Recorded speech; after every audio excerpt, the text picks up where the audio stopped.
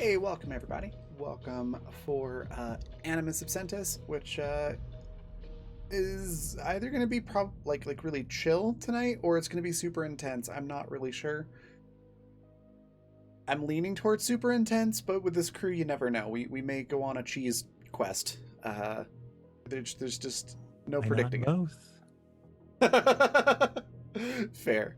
Before we jump into everything, though, I'm going to let everybody introduce their characters and themselves, and then we'll see where things go. So, starting with Jay, tell us a little bit about Sparky and yourself. Hello, everyone. I'm Jay, or Alien Jays, and my voice is an absolute wreck tonight. I am a writer, a role player, and an occasional game developer. Stick around to the end if you're interested in doing a one-shot with me, which I think basically everyone that's like around has already signed up for. But Yes. I am playing Sparky tonight, who has just recently found out that they are likely not a how did you put it earlier today, Raven? It wasn't related to Sparky, but it was a very good I don't know. traditional birth something. Oh, Anyway, yeah, it's a really good phrase. If you think of it, shout it might out. might have not had a traditional birthing situation. Yeah, something like It was something so. like that. Yeah, so we found out that Sparky is potentially a mass-produced individual to some extent or another, and that they also have a device in them which is currently inactive. So it's probably a pacemaker or something for their heart because they're anxious all the time. So Absolutely, that's all it It's is. totally it is. It's fine. Which explains why they're always panicking. They also have a score to settle with Rip, because Rip, if you saw the last episode, is Sparky's old mentor, I should say Blister's mentor before the memory wipe, and is now Sparky's antagonist essentially in most of the crews. So we now know that Rip is probably going to come and find out what's going on in the warehouse, because he's got demoted to warehouse worker and he's not happy about it. So that's me.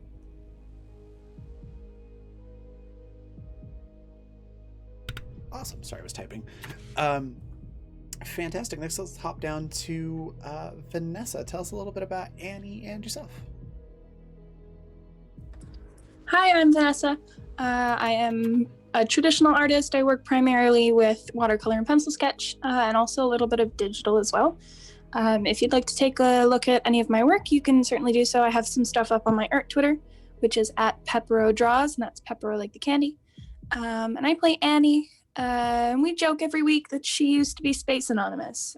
Before the memory wipe, she dealt a lot in information brokering, kind of steal from the rich and sell to the poor kind of deal, where she would kind of steal classified information from larger corporations and then sell it off to smaller companies that could do something with it. And so that's why she kind of distanced herself from her family a little bit, which of course she does not know. And so she doesn't really understand the impact of the fact that we've found her little brother and that he's currently with us as well. So that's going to be fun to see how she kind of deals with that realization when it comes. But yeah, that's Annie. All right. And then next we've got Alex with Seattle. Tell us a little bit about you and your character.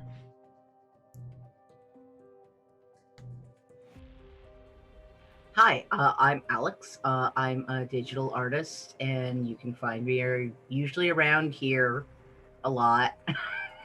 I'm kind of a regular at this point, or over on Raven's channel on Discord, and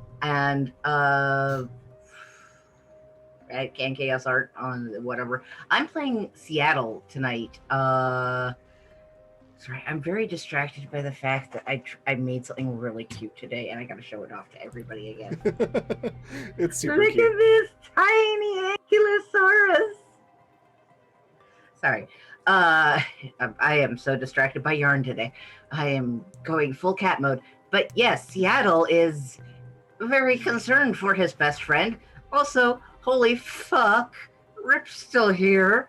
And also, Annie, you're gonna give this poor old man a heart attack.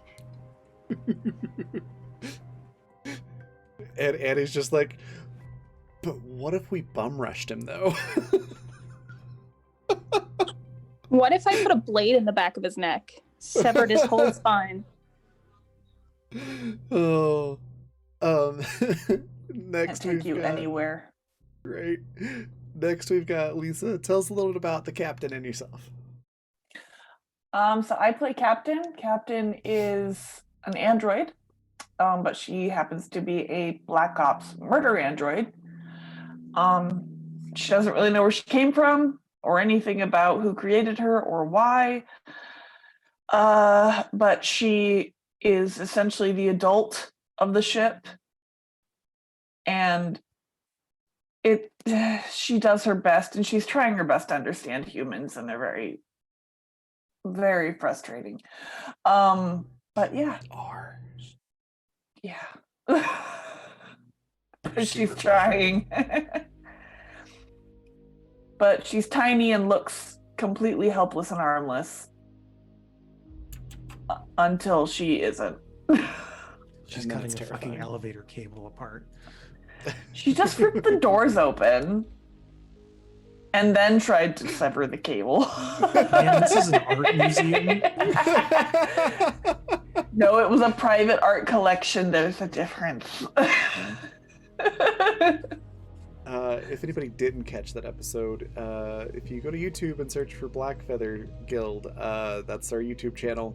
Season 2, I think about halfway through that episode's there, and you can see all of that. It was great.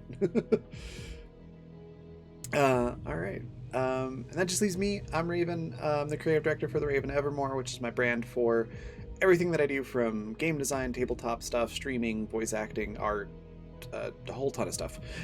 You can find out all about that at my link tree, which has links to all of the different things. Also, before I forget, because I also am ADD brain today, sponsors. Grinding Coffee Company. If you go to grindingcoffee.co and use the code RAVEN, you can get 10% off your order. And they roast their coffee right before they ship it, so it gets to you about as fresh as you can possibly get it without roasting it yourself. Because even if you roast it yourself, you still have to let it sit a couple of days. Little known bit of trivia about coffee roasting. So it's super fresh when you get it, and it's really tasty. Definitely recommend it. Also, Fundamental RPG, which is the system this game runs on. You can pre-order 2nd edition at coffee.com/raven/shop. You can also check out Intrepid there, the same online store, which Intrepid is a brand for IRL adventuring gear. So outdoors wear, athletic wear, and casual wear, and accessories like water bottles and travel mugs and mouse pads and things like that, with a really cool tabletop sort of theme to them. So that's it for sponsors. And then for what I do with this game, I'm the GM, so I'm controlling everybody that's not a player character, including a lot of NPCs, one of which is Daisy, which there is what Daisy looks like there in chat. She's the daughter of Seattle, also is, low-key responsible for the crew not having their memories, so that was fun. But she's also part of the crew. She's sort of a hacker, but deals more with like the hardware side of things. So like if you wanted to reconfigure a computer to do something it's not supposed to do, Daisy could probably figure that out for you. And then last week we left off with Sparky finding out they were not traditionally birthed, as I put it earlier. And yep, there's some sort of device and we don't know what it does. And we know that Rip was in the other room, like literally 2 doors down the hall from where they are now, moving supplies onto cloning pods, actually, onto a sci-fi 18-wheeler, basically, with a forklift. And where we ended, I believe, was Daisy saying, hey guys, the forklift stopped. It's quiet. I don't know where Rip is. And that's kind of where we're going back into things. So I believe all of you are in that exam room, doors shut.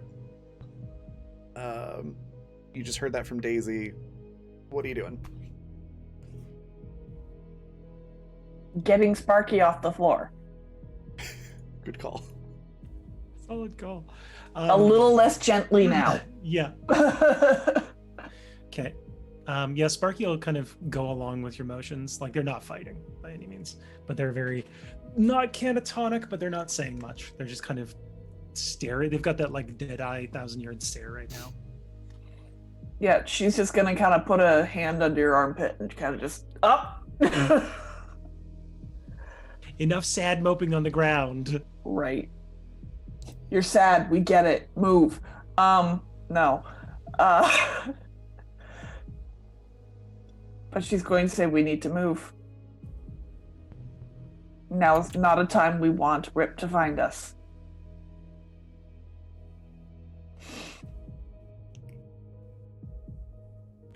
I'm just waiting Daisy, till- is there any motion? Hold on. You hear like the quietest shuffle of sneakers ever. There's like a little tiny rubber squeak of like sneaker, the bottom of a sneaker on a tile floor, followed by Daisy obviously holding her breath. And then a few seconds later, there's this loud exhale. All right, hold on. I'm looking over the desk now. And she's like, I don't see anything from my safe position here at the desk. But the forklift is no longer moving.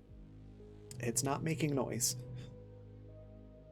Well, unless they have some form of stealth function on their forklift. It's for when you need to steal things in the middle of the night. Yeah, and reshelve them. You all also get like a group text notification from like the standing group conversation. Note to self: make a stealth forklift, and she like pens the message. Captain's just gonna kind of narrow her eyes at that. Seattle adds to that, like starts adding like ideas while he's moving around. Captain's just gonna say, "Is now the time." It's never a bad time to make a stealth forklift. Almost the exact time that Which the is captain great. says that, there's a little bloop with Daisy, like, tagging Seattle and the message saying, like, time and place, Dad, time and place. That's why I just left. That's why I just took a quick note so I'd remember to think about it later. Captain's going to basically kind of like, still holding on to Sparky's arm, just kind of move them out of the door and be like, go towards the stairs. Okay. Yeah, Sparky kind of like gets themselves under their own control. Raven, how dare you? We're not. That's a word. That's slander. So yeah, they get themselves under their own control, and they make like they're gonna head towards the stairs. And they do one of those, you know, like in a show, you'll see someone doing one of these, and then they just snap to a different direction. They do that, and they start heading right towards the warehouse. Captain is going to make a few very large steps and grab at Sparky's. Are you wearing a jumpsuit? Nope. Oh yeah, you're wearing the like Mars outfit. not quite PVC, but like very kind of vinyl almost. Outfit. It's almost like a translucent raincoat material. Yeah. So just what would you like me because to I'm- roll to dodge that, Raven? That also is a good idea. I was gonna say, just because I'm mean, I'm gonna have Captain roll nimbleness. Okay. I'm So- so sorry, everyone. This character is Opposed. taking control of me. Opposed check for Sparky, also Okay. nimbleness. Oh, We love to see it. you won't. Oh God. There it is, kids. First roll of the night. Get him out of the way. Oh, you do have 3 crits. 4d6 and 3 crits for the crew. It's tempting, but I have a feeling the crew is not keen on me using this for this instance. I have 3d6 and 4 crits, which I had forgotten about. Oh god, I panicked for a second. My roll 20 was scrolled up in a different place. So I thought Jay rolled a nat 20. And I was If like, only. good If God. only. No, I don't No, know which is okay. worse. Mhm.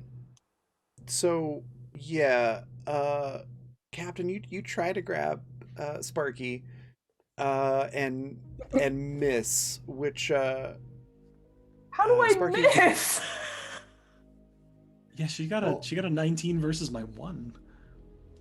True. Well, Worse Okay. things can happen to Sparky than being caught. So Here's what I would True. suggest. Here's what I propose, Raven. If she okay. did miss, she got enough to send me kind of off kilter. Yeah, I was gonna say you miss, and that throws Sparky off balance and makes them fall. Yeah. But let's say that you the thing has like a hood, right? Yeah. I vaguely remember you describing that. You get a hold of the hood, and that's it. And Sparky goes to dodge, and it's kind of like you've ever seen those old like Looney Tunes cartoons where the dog's chasing the cat, and they're Maybe tied gets to the caught in doghouse, fence. and yeah, yeah, When they and their legs clothesline just themselves. exactly. yeah, their what legs I'm just like saying. fly forward out Yeah. from under them. That's basically what happens. So there's just this like squeaking of shoes and this loud, smack as Sparky just lands on their back on the ground. Okay. Again, I want to preface this is the character doing this. God damn Is the hood still in Captain's grasp? Yes. Sparky is going to pull their knife out and cut the hood and start running towards the warehouse again. Let's go again with nimbleness for this one. Nimbleness, okay. I told y'all. just for clarification, because as in the warehouse with Rip in it. Uh-huh. Uh-huh. It's a non-nat 20. My girlfriend is very cute. Yes, she Hi. is. Everybody agrees you're cute. Yes. With a 20, it's not completely cut off. If you'd like to try a might check to pull hard enough away to rip the rest of it Do you off. want me to pull? Do you want me to roll a might check as well? If you're tugging on it, sure. You're just holding it now. My might's a whole 3. So sure, we'll do that. No. See, I'm trying to help you out. Trust me, it's not helping. Sparky's not even helping themselves out. Don't worry. Okay. So I'm just gonna say Captain holds on to the hood, and Sparky gets some of it cut away, but it's not enough, and you Okay. can't pull away hard enough to rip the rest of it. Okay. You can't rip it off. Where Where are Captain they now? try Like, to confiscate the knife? I think we're probably like kitty corner to the secretary desk is where I'm picturing it. Yeah, you just Yeah. see like, you know how sometimes those desks will have like, there's like a little gap between the base of it and the actual like desk surface. Mhm. You just see like 2 little fingers, like fingers from 2 little hands through there, and just a pair of eyes from Daisy just looking at you like, oh my god, are you fucking kidding me? Do you have something you want to do, Vanessa? Yeah, can Annie quickly make her way over to this absolute fucking ridiculousness that's happening? You motherfuckers told me I couldn't throw a knife at the back of Rip, and now Sparky's doing this. Absolutely not. You don't So- even know what's up. You don't even know what's up. No, of course I don't. All I know is that you're gonna get us in trouble because you're an unlucky bitch. That's not fact- even the point. That's not even A fact which you keep reminding Raven of. So He if never we forgets. finally Vanessa? get a chance, what? This time you reminded me.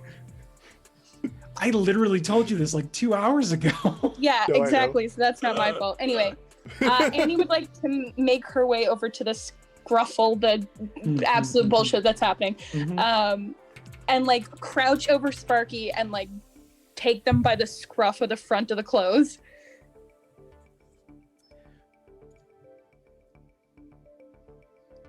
So,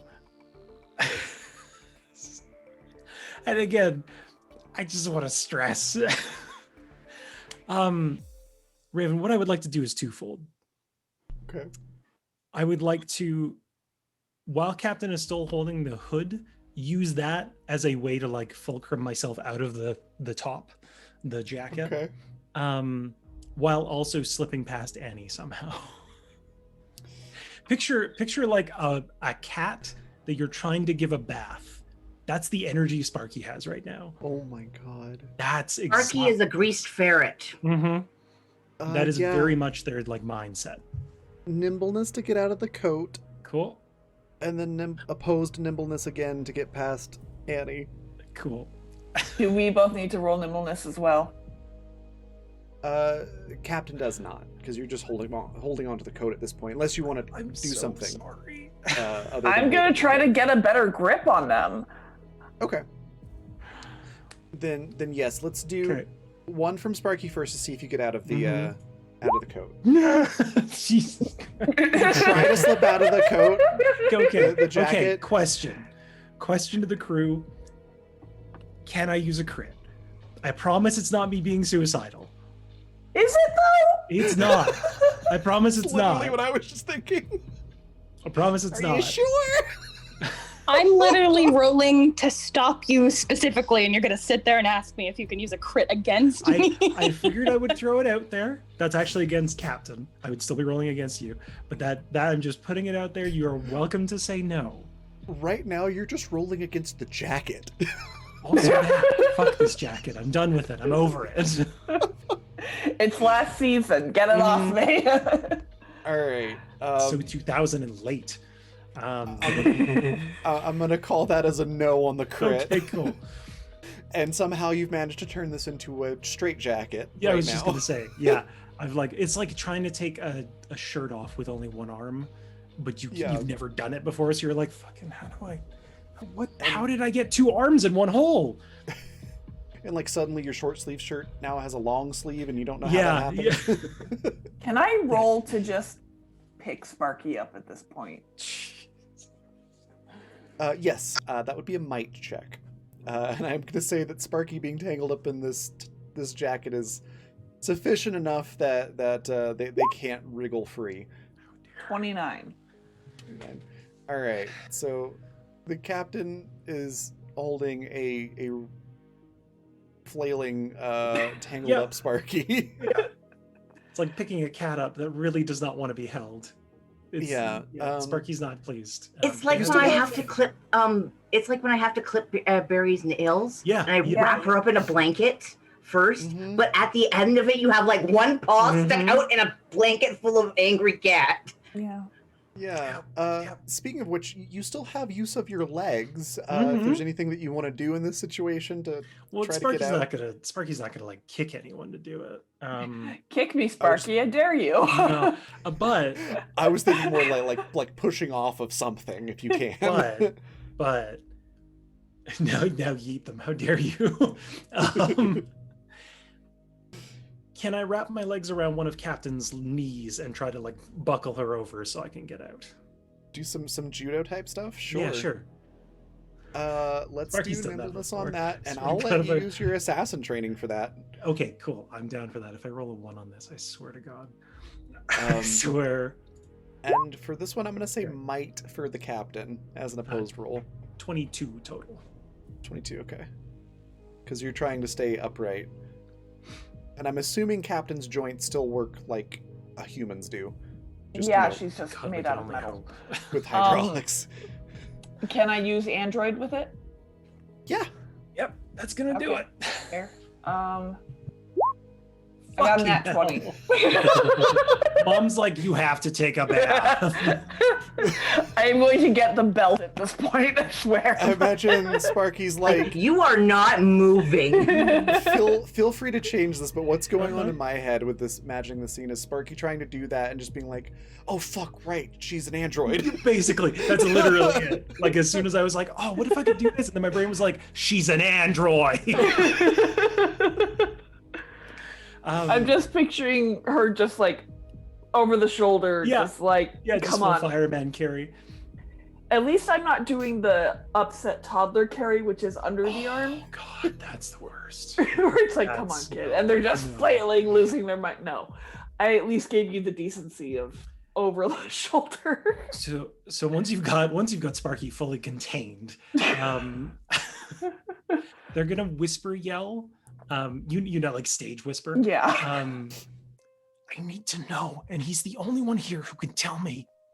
You are in no emotional state to confront him. You don't know what an emotional state is, Captain. You don't know what I'm going through. I don't, but I do know that you're endangering every single person in this room. None of you have to be here. We're going to be. Then that's on you. I'm not dragging you into that room with me, but I need to know. But I'm dragging you out of this room.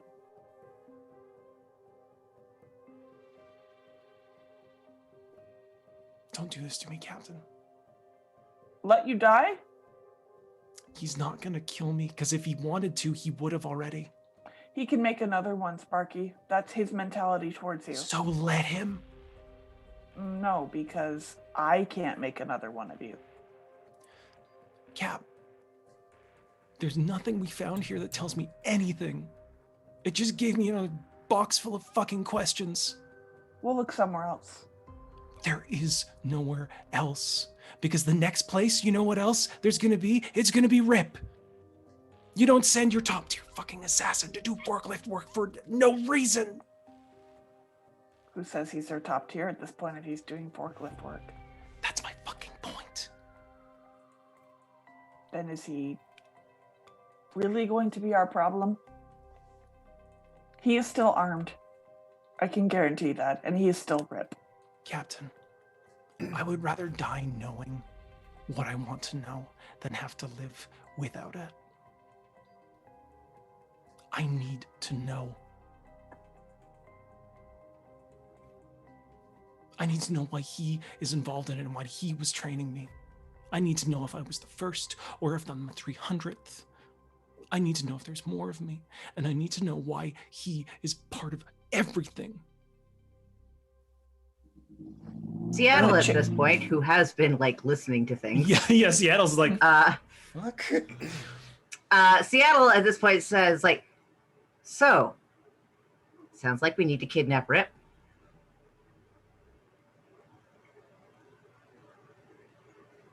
Sparky gives you a look that is like half, why didn't I think of that? And half, what the fuck? It's like a weird mixture of those two emotions at once. Tie him up in a rope I can carry him to. Well, I need a roll from everyone. Oh god. What role? It's not gonna be good. You can roll hearing or smell. Oh god. You know it's fun when I bring out the smell taste I skill. know what it is too. At least I'm pretty sure. Can we add anything to that roll for hearing perhaps? You've got 4d6. Oh, I mean for other like training, but Not really. Oh, okay. It's kind of like you either hear it or you don't. Mm-hmm. 26 for hearing. Yeah, that's plenty. Which sense were you going with, hearing or smell? Hearing. You hear the sound of an engine, like a big engine, coming from the direction of the warehouse.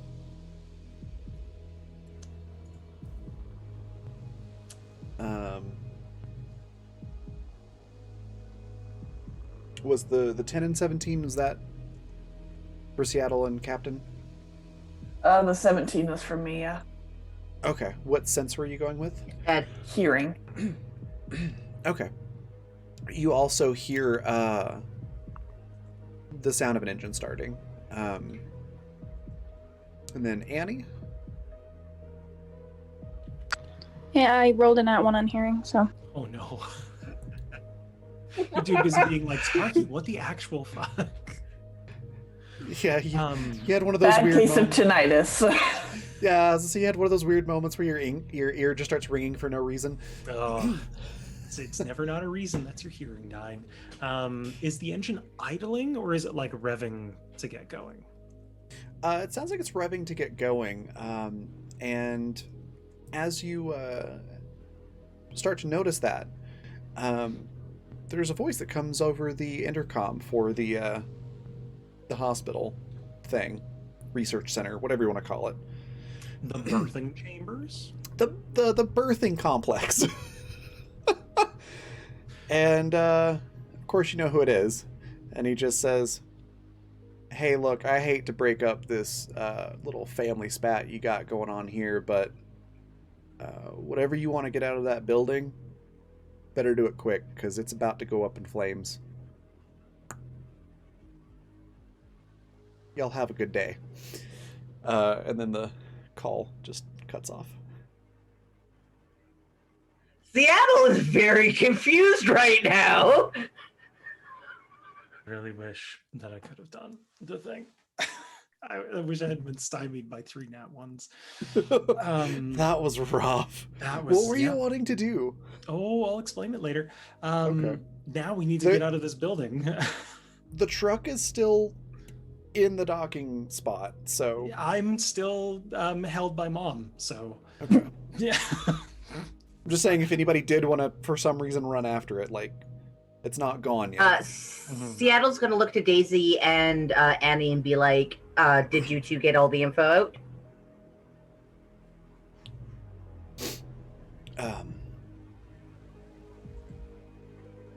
Daisy does like a thumbs up, holds like the tablet up, like, I got, I don't know if this is everything, but I got what was on that computer.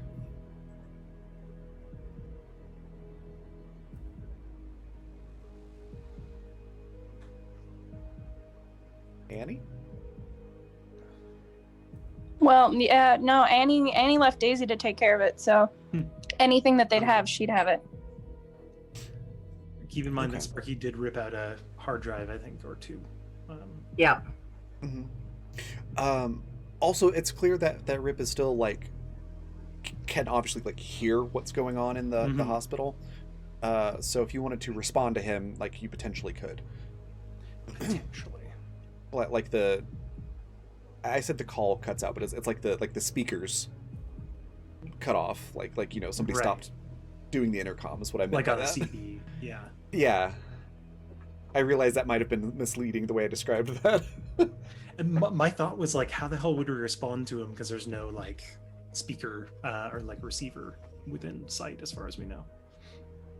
As far as we know. As far as we know. But I mean, this is a top secret medical research facility, so there's probably cameras and microphones around. That's true. But So Captain's gonna nudge her shoulder under Sparky, like, "Well, say something. This is you. It's what you wanted." This is not at all what I wanted. Didn't want a phone call with my murderer. I wanted a face-to-face. I didn't want fucking FaceTime. Well, that's what you getting. God. So yeah, it takes a couple seconds. But Sparky like raises their voice, and it's hoarse. It sounds kind of like someone who's been crying for a while, though they haven't actually. And they just say, "Rip, I hope you've got good fucking legs, because I'm gonna chase you across this whole goddamn universe until you tell me what you know."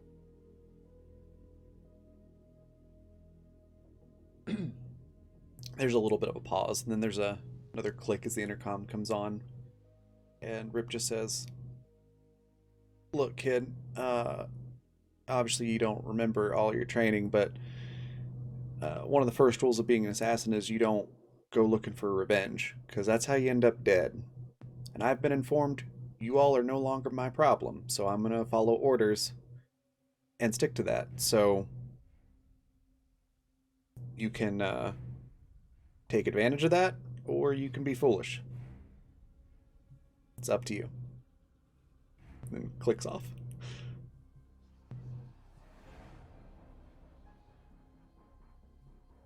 Sparky just Seattle looks to Sparky and signs.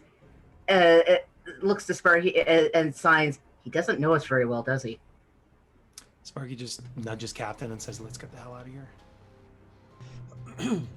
If I put you down, will you cooperate? Yeah, can you help me out of my jacket? Yes. Mom, She said- Mom, I'm stuck. Mom! God, like I don't hear that every morning.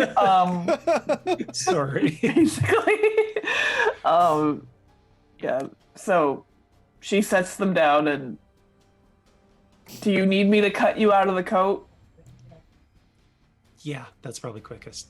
Okay, I'll cut you out of I don't love this. She extends an arm blade and just flashes it up. Just makes me think of like, do you need me to pick you up? Yes. Or a kid is like 3 feet up a tree and they're like, I'm stuck. And you're like, yeah, come exactly. here. You're like, Just come on. just God. Yeah. So as soon as the jacket's cut free, Sparky kind of looks around at the rest of the crew, is like, I'm good. Let's go. All right. About that time, you do start smelling. Something smells a little bit like smoke. Good. Great. Barbecue. Love it. Yeah. Is there just checking because it's like those video games. Like, are you sure you want to leave this area because you can't come back? Is there anything else you didn't loot? Yeah. Is there anything else you wanted to look at while you're here? Because it's not like the building's engulfed in flames right this second. You You said have that a little computer. You said the computer at the secretary desk was light, right? It's like an iMac. Yeah. It's a. Sparky's it's just a gonna rip all the lightweight cords out of that fucking thing and take it with them. iMac. Okay. Fuck it. Daisy's just gonna look at you like I down. I'm not gonna worry about it. You do And you. they'll just start going straight for the glass doors back to the staircase.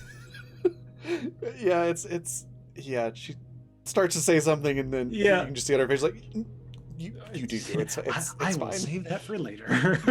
Seattle's bringing the scalpel gun back with them all. Oh God. We're gonna be in like episode 7. It's like, or season 7. It's like, is it time for the scalpel cannon? The prophecy. The prophecy. God. Yes. Oh. All right. So where exactly are you going? Probably to the stairs. I was That's gonna like say stairs and then like back to the farmhouse. Because there wasn't really another way out unless we wanted to go out into the storm on Mars. Yeah. That's true. Which I'm trying to think of how long unless you've did been he here.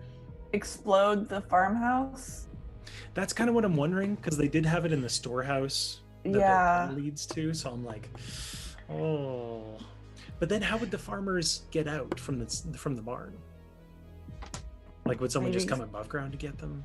I guess. I feel like this is what we're discussing as we're on Yeah. That's Yeah. fair. Evens or Oh, odds? yeah. Whoever Hannah, answers Hannah first. brings up a good point. Segues. Odds. Segues. It is evens, so unfortunately the storm is still going.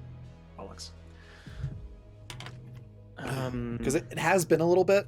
So you're probably getting close to the end of the storm passing where you are, but no, it's still there. Okay. And yes, Daisy for sure hasn't forgotten about the Segway. She's set on taking one of those. God. Because it's fucking Daisy. Riding that thing around the ship all day. Yup. Oh my god. And she's going to be giddy while she does it. Yeah, I guess, like, how many segues were there? Because there weren't many, I don't think. Let's say that there were 1, 2, 3, 4. 5. Yeah, I was gonna say, somebody's doubling up. 5. There's 5 of them. Okay. So yeah, I guess segue, escape from the burning, imminently burned building. It's like the least epic, don't look at explosions moment I can think of. Shall we Kind of- make a segue? Oh, that's good. Yeah. Okay. So, yeah, no need to draw that out or do rolls or anything. You make it Mhm. back down to the charging station. They're all fully charged. Are you taking? I presume you're taking the tunnel. Yeah. Yeah. And Yeah. There's this, the electric motor sound of these segways as the parking garage erupts in flame behind you. And the flames come shooting down the tunnel for a little bit, but just before they reach you, they die out. And you all look badass rolling away from this explosion on your segways. This is the worst action movie. Couldn't Captain run faster, probably, than the segways? Probably. God, that's terrifying. And just run. I don't know. How fast can the captain run, do you think? Because these Probably are pretty fast. These aren't like, scooter segways. Like they've got the big knobbly tires on them. Like they can go a decent speed, but Fair. not as fast as All I'm like picturing a car. is like someone pulling up to a streetlight, and like we're in the other car, and they're like, "Huh, nice ride." It's like, I bet she can beat you. All right.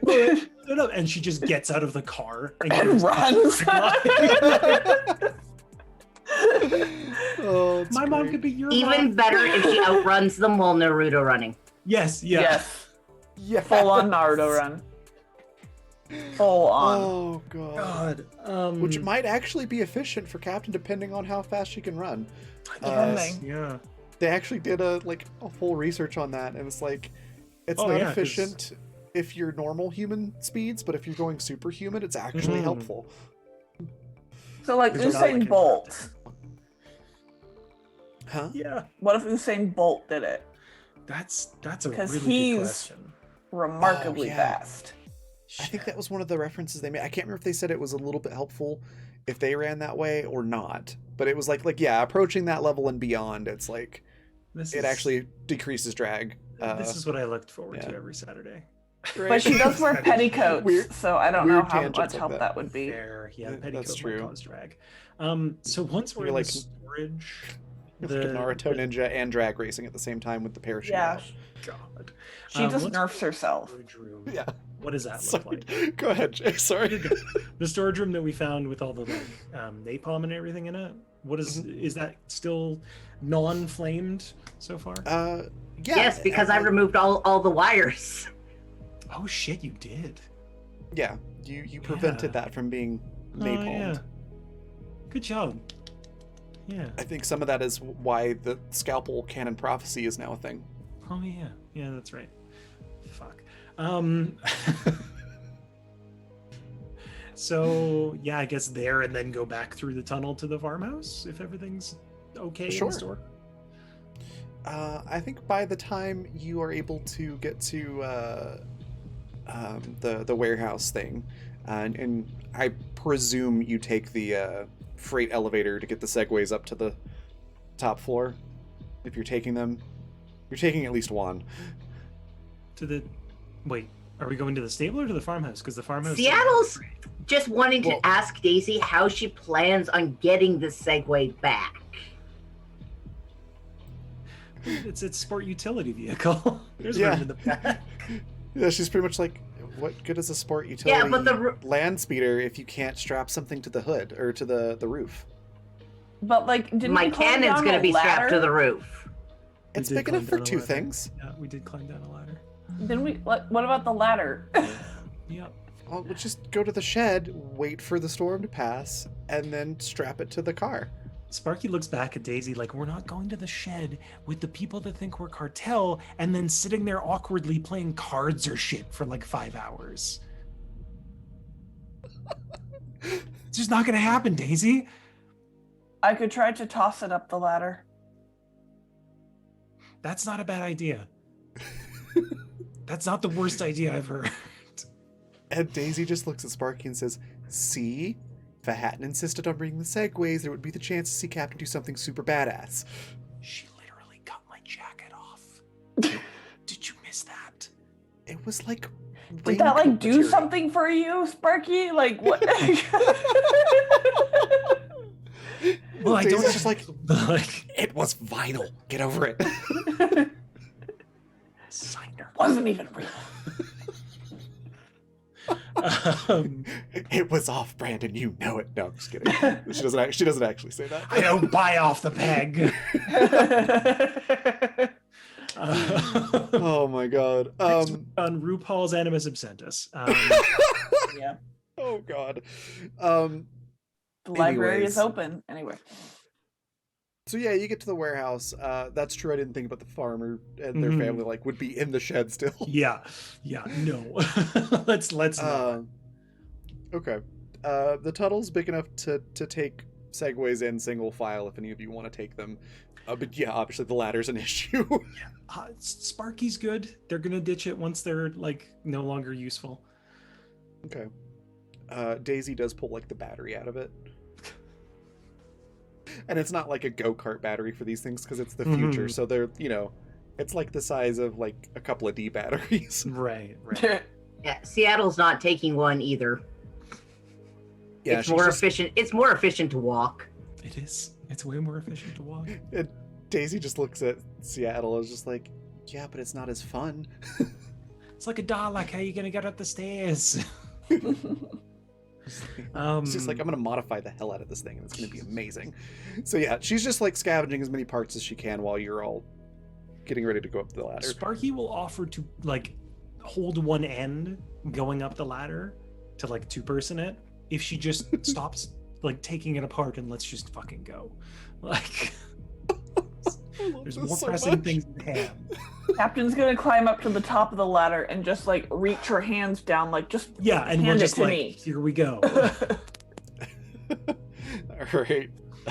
Daisy does her best to lift it up to you. It's like a dog trying to carry home a stick that's twice its length. Just Uh-huh. fucking give it to the human. That's literally the energy Daisy has right now too. She's so freaking excited about this thing. Oh my god. It's like a computer nerd when they find some vintage computer that's completely obsolete, but they're but I'm gonna fix it up and it's gonna be awesome. How dare No, you're not. It's gonna Yeah. sit and collect dust. Right? How dare you call me out like this? Oh. I was also gonna say it's me. I'm that computer nerd. Yeah. Yeah. They just got like a clack. Yeah. So what's the captain's just passive might score? What's the bonus that you add to your roll? Mine that toughness? is. Well, my score is 12. My points are 6. Okay, 12. That's the number I was looking for. Yeah, you're not in a... There is no huge rush. I'm not going to make you roll for it. You're just able to get it up there. Okay.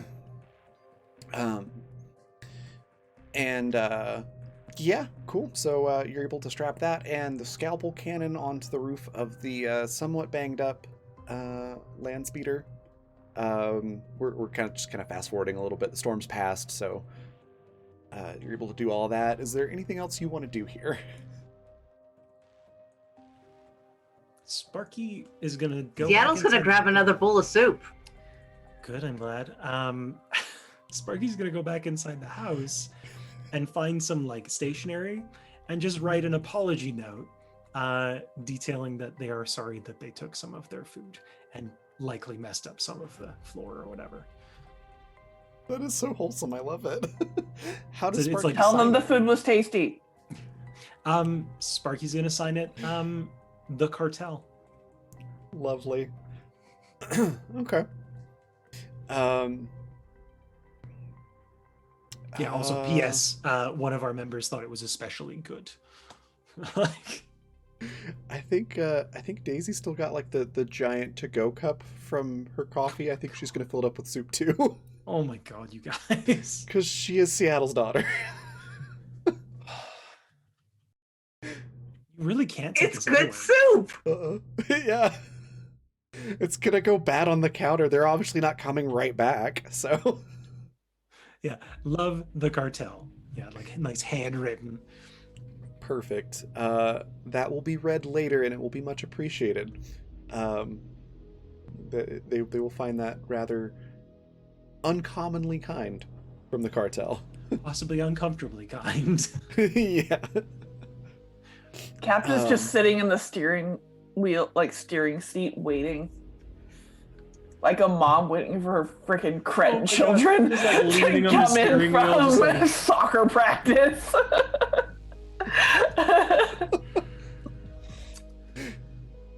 Daisy's in the back seat, just kicking her legs back and forth with her cup of soup, Yep. jotting down ideas of how she's gonna modify the Segway. It's like soccer practice went like 20 minutes over, and mom's like, "Don't honk the horn. Don't honk the horn."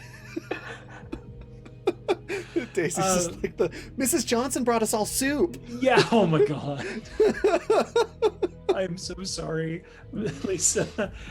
Progressively become more of a preschool class. Right. And Annie's over in the corner like, I fucking hate these kids.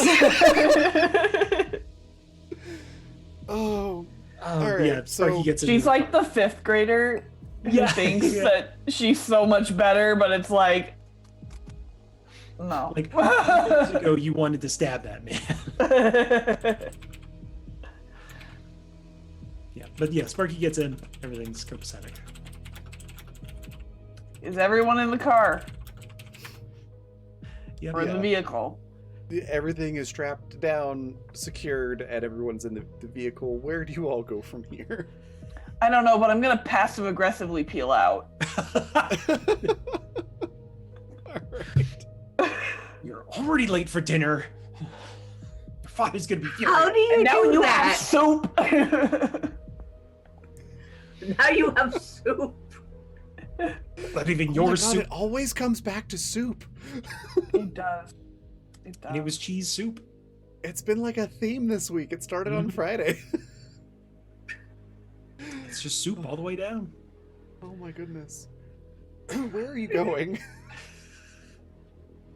Where do we go from here? What is now happening? that all of the cheese. Probably back the way we came. Okay. Yeah, back to town. Let's go back to town. Have the most awkward car ride in history. All right. You make it back to where you rented the car from, the land speeder thing. Do you explain why the vehicle looks somewhat less pristine than it did when you rented it? Also, that's super cute, Alex. Sorry, I'm really It's pleased because I adorable. actually managed to get both of the feet right on this, so they Yeah. actually bend up, Super Oh, that's cute. lovely. and it that's actually great. like will position Like rests itself. on the tail. I love it. Nice. Good job. As for the car, absolutely not. Yeah. Whose name was it under? Do we remember who registered it? I don't. Because I don't either. What name was it under, Alex? I don't think we put it under I a don't name. think we put it under a No, name. We just yeah. kind of paid for it and left. I think Sparky's gonna put like Okay, that works. not half, but like part of the vehicle deposit on top to just be like a don't ask about it. Fair. Just Um, here. The guy, it's the same guy at the counter, just looks at you, Sparky, and goes, yep.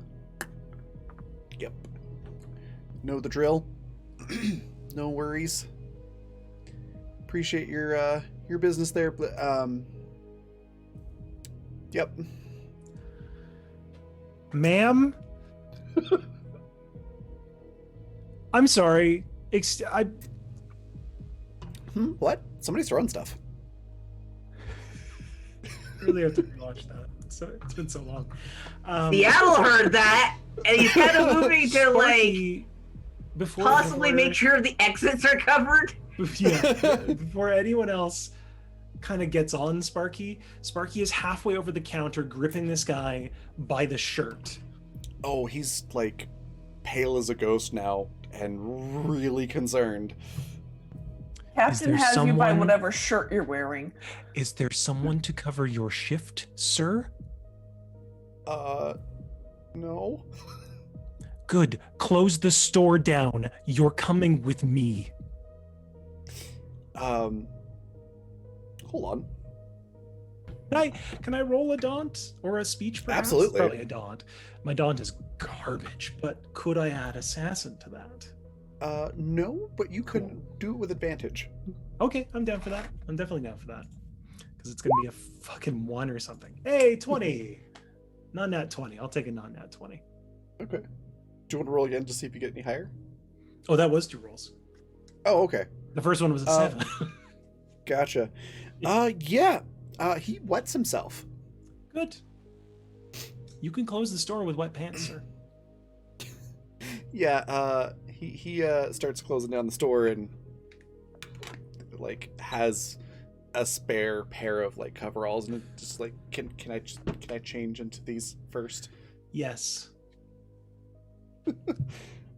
They Oh, Hope, it does not matter who this person is. It matters so little who. Don't even want his fucking name. Oh, I've been dying for you all to get back here so I could do that. I'm so happy. I hate that I love it so much. They do the quickest changing. It's like it's like Superman in the phone booth Oh, nice. thing. They come right back out. They do wash their hands. You hear water good. and soap. And yeah, they come back. They're pretty shaky, but they're ready to go. So Sparky's gonna, like, while they're doing that, Sparky's gonna look back at the rest of the crew. And they're gonna say, like, don't let me go off the deep end.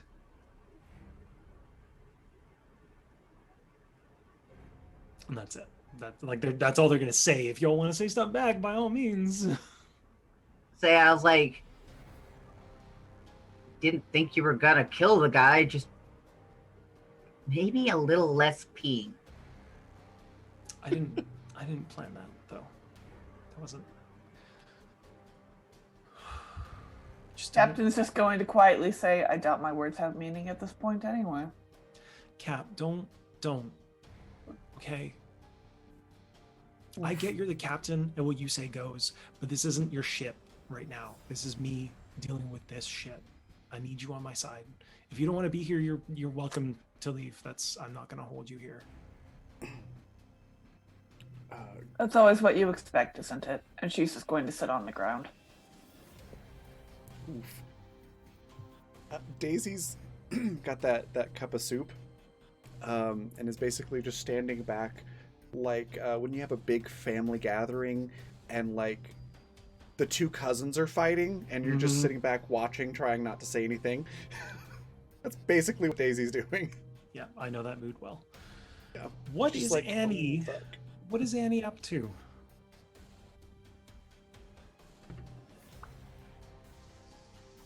That's a good question. I had to step away for like 1 second, No worries. and I missed why this guy is so scared of Sparky. What happened when we came back? Raymond, do you want to So, say it or should I? Yeah, you. Yeah, I'll say what he did, and then I'll let you explain what Sparky did. Cool. So, the attendant for the vehicle rental place just said, yep, sure thing, no problem. Have a nice day.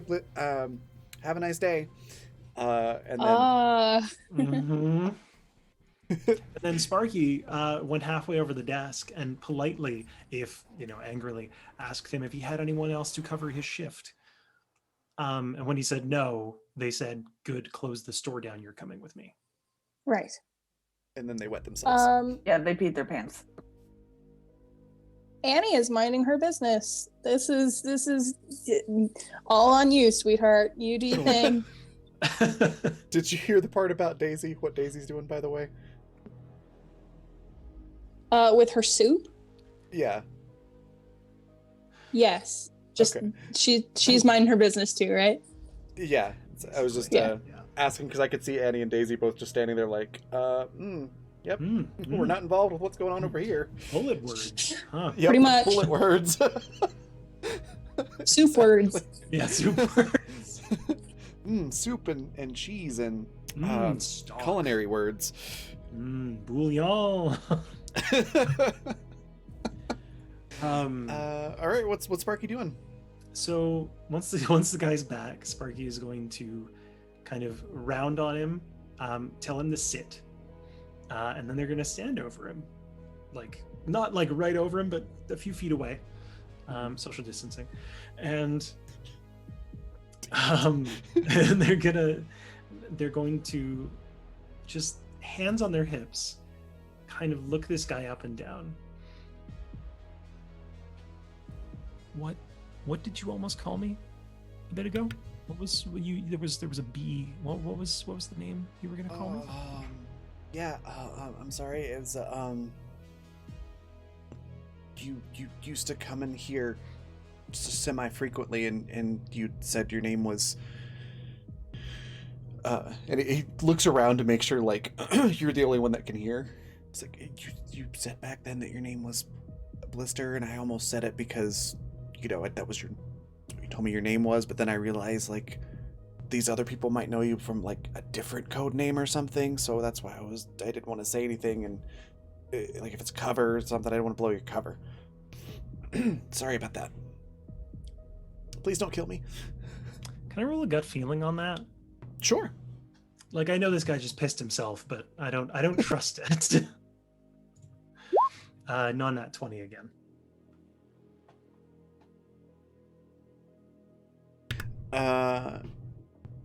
Oh yeah, 20. It seems pretty genuine. Like, you're not really getting a sense that he's lying about anything. Okay. There may be more to, like, the stories of your interactions. Mm-hmm. But it's not like he's holding that back. You get the sense that, like, this is the only thing he thinks is relevant right now, and that's he's frantically trying to relay that to you. Yeah, he's like trying not to waste time. Yeah. Did Blister ever come in here with anyone else? You remember? Any other names coming to mind? I don't remember any other names. I mean, no, you did have other people with you a lot. Usually all kinds of different people.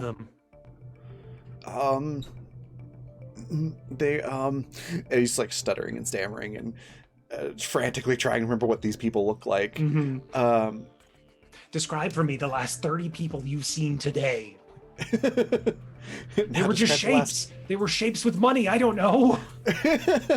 and this is also more like, as a retail worker can confirm. Right? Yeah. Shapes with money. And this is more like, describe these 30 people that you saw 3 years ago type of a thing. Mm-hmm. But he's frantically trying to remember, and he does give you some very generic descriptions of people that, yeah, basically. Give me a education check. Okay. 18. 18? Yeah, that's good enough. It's a pretty obvious pattern that you're able to start putting together.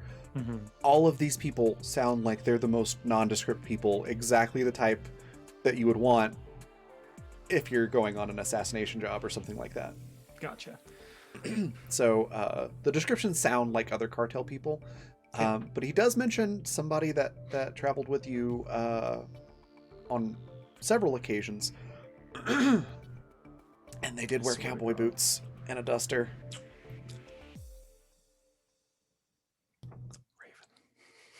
Raven. I'm gonna turn you into a writing desk.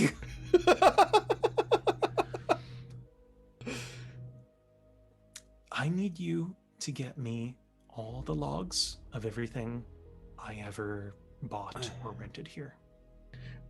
That's not that I don't want to do that, but you always had the specific instructions that it was cash only, no record of what you were doing.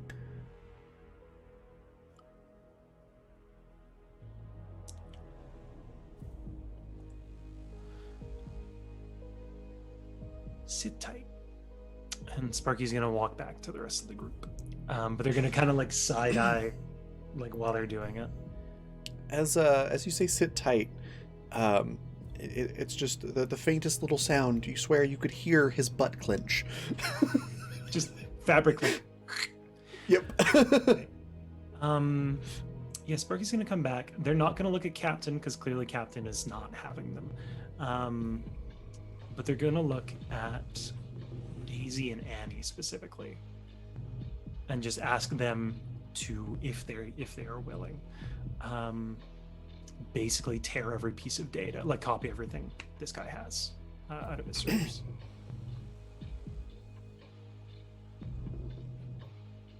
Daisy just like looks over at Annie first, like, what answer are we giving them right now?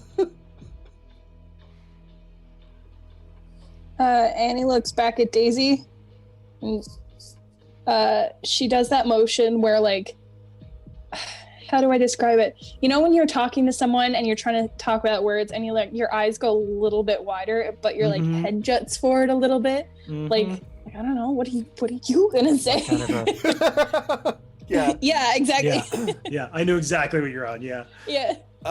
She kind of does that to Daisy. Daisy will just look back to Sparky then and just be like, I guess, like, you're not gonna, like, pull us across any desks if we can't find anything, right? No. Okay. You just... And, like, Sparky seems really genuine about that. Like, no, Daisy Annie calms kind down. of, like, closes her eyes for a second and, like, looks up the ceiling. She's like, in her mind is like, that's not what I was getting at, you absolute buffoon. Just like it's without pinching the like bridge of your nose. But Yeah. Daisy's just like calms down like when she hears that you're calm.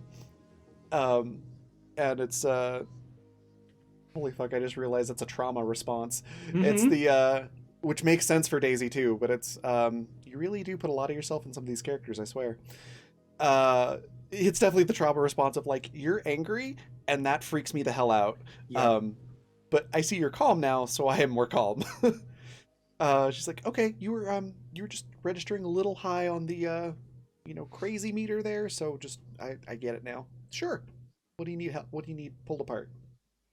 Anything that you've got. Like, we need so much more information than we have. And Sparky's being really purposely quiet about it, just so that the other guy doesn't hear. We need so much more information than we have because we have almost nothing.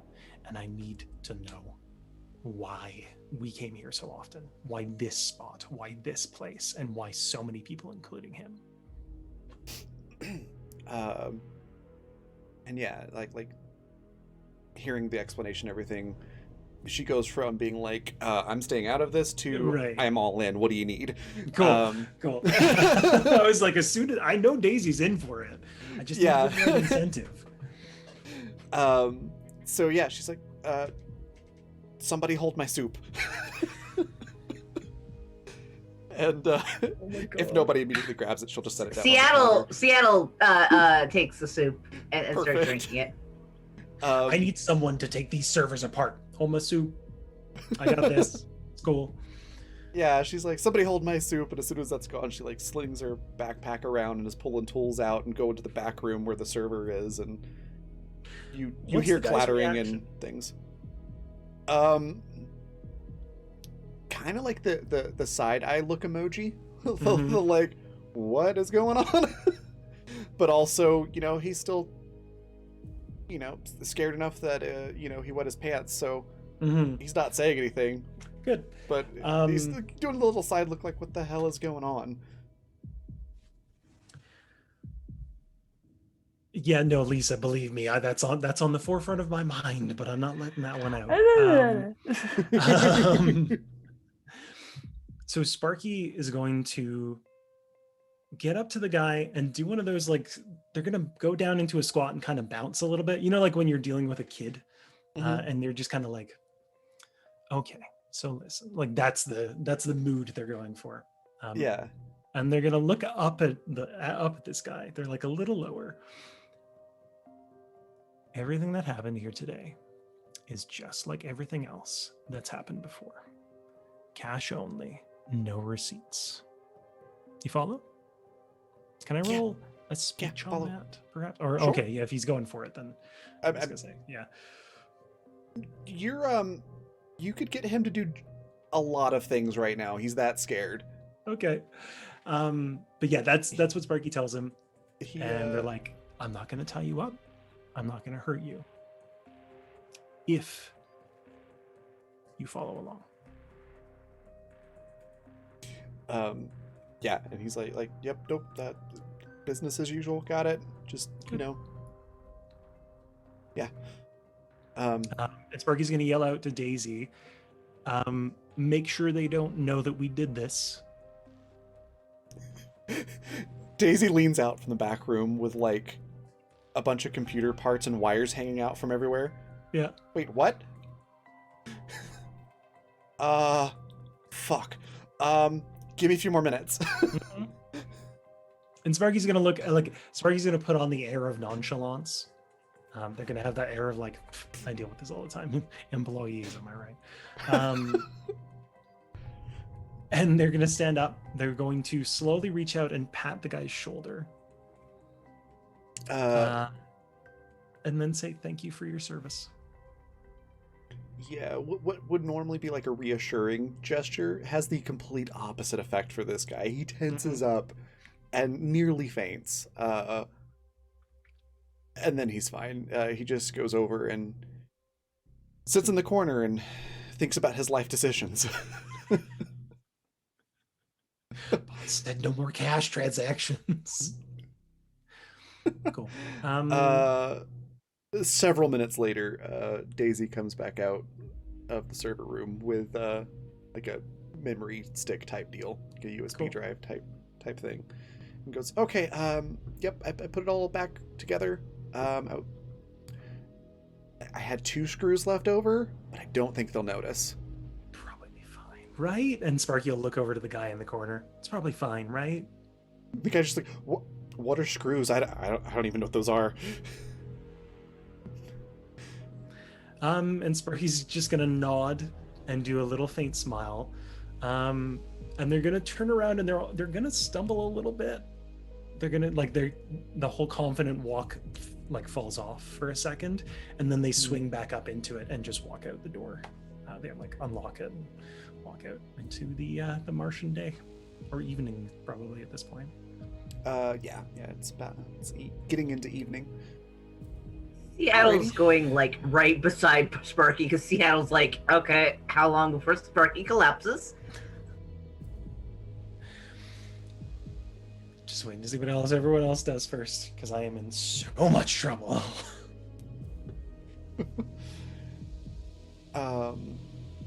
Yeah, Daisy hands you the memory stick and is just sort of following along. Actually, since you just turned in the truck, she's probably riding along. Oh fuck! On her Segway. Oh my god! Hang on. Was Seattle carrying the fucking scalpel cannon this whole time? Yeah. He said he was. We're terrifying! You really are. Okay. All right. Okay. Yeah, Sparky, like the act drops as soon as they're like half a block away. And Sparky is back to their old quivering, panicked self. But they're not saying anything.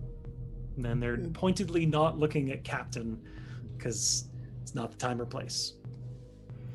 Captain's not looking at you either. Mm-hmm. Oof. Daisy sort of rides up a little bit closer, matches whatever Sparky's pace is, and making sure that they can see her moving towards them. Puts her hand on your shoulder, and just says, "Jello shots?" No. No. Thank you, though. Okay. Seattle leans over and signs cheese. No, but thank you. Yeah, Daisy just nods and sort of says, "Well, if you need anything, I mean, you know where I live. Anything you find, just send it to me." Yep. She's like, I will make this such a priority that I will work on this before I work on the Segway.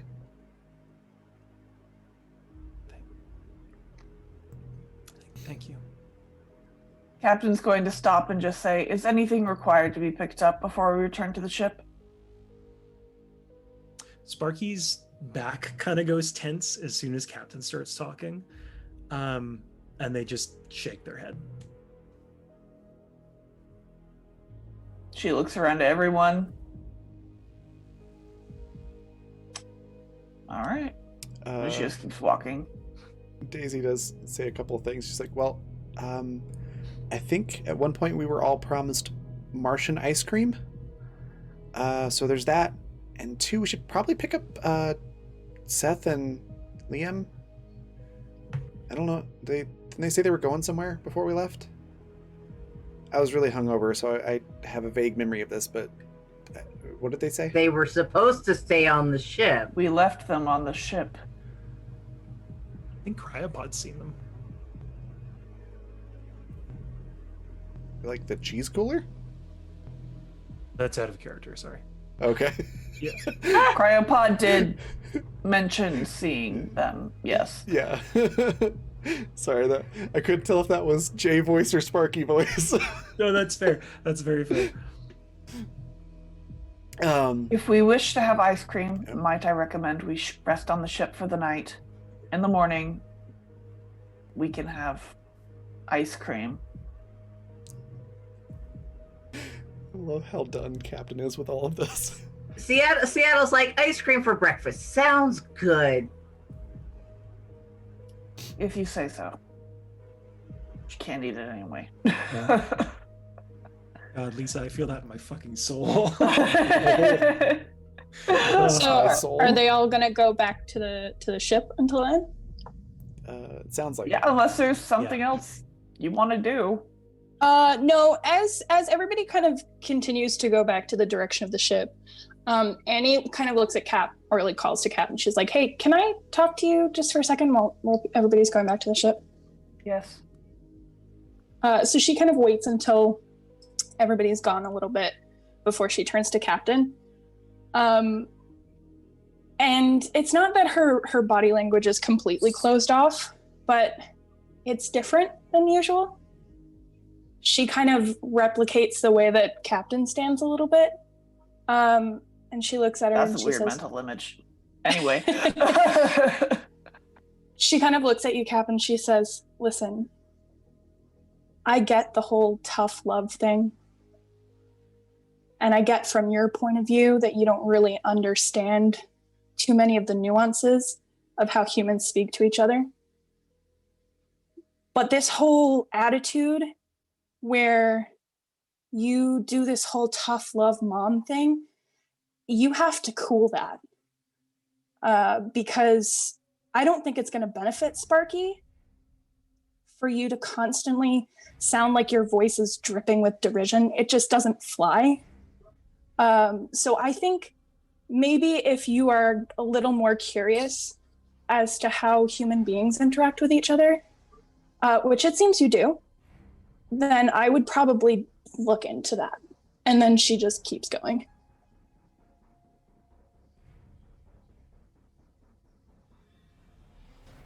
Interesting.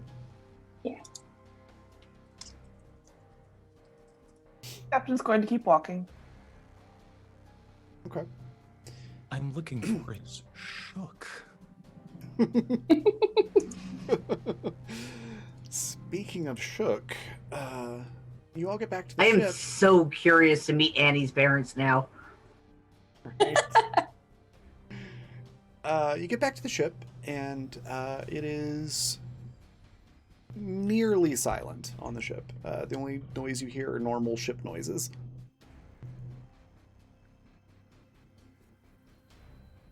Are the boys there? Seattle's concerned that he can't hear his chicken. The chicken's sleeping. That's why. The chicken is fine. The cryopod is fine. If you go looking for... What about the two humans? If you go looking for the boys, you eventually find the doctor, who is like... waist... metaphorically speaking, waist deep into some research, and barely registers that you all exist at the moment. But no, you do not find Liam or Seth. You... Let me get a sight roll from everybody that's on the ship.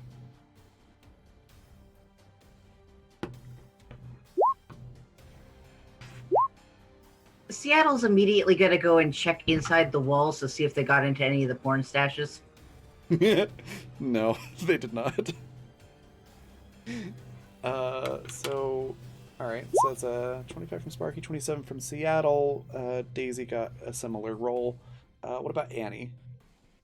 24. 24. Yeah, you all eventually, I would assume, check the mess hall, and you see a hastily scrawled note that just says, because I do remember they were hanging out near the ship. They weren't staying on the ship. They just weren't supposed to go far.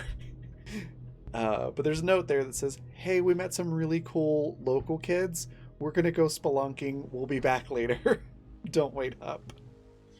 As soon as Annie knows what the note says, she exhales through her nose. She's like, I'm gonna kill him. I'm gonna fucking kill him. Seattle's looking to Annie and just like, so we're gonna go kill them, right? Oh, no. I think I got this one, thanks. I am absolutely going to kill them. Yeah. Which captain is Great. listening to the type of speech you're using involving them and is now extra confused, but does not say or do anything. She simply leaves the room. Yeah. Captain's like, fucking people. Like, Fucking hate all of you. I need to water my plants. Really getting mixed signals here. Daisy just overhears this and just like, ooh, they're in trouble. And Daisy, you're the worst sibling.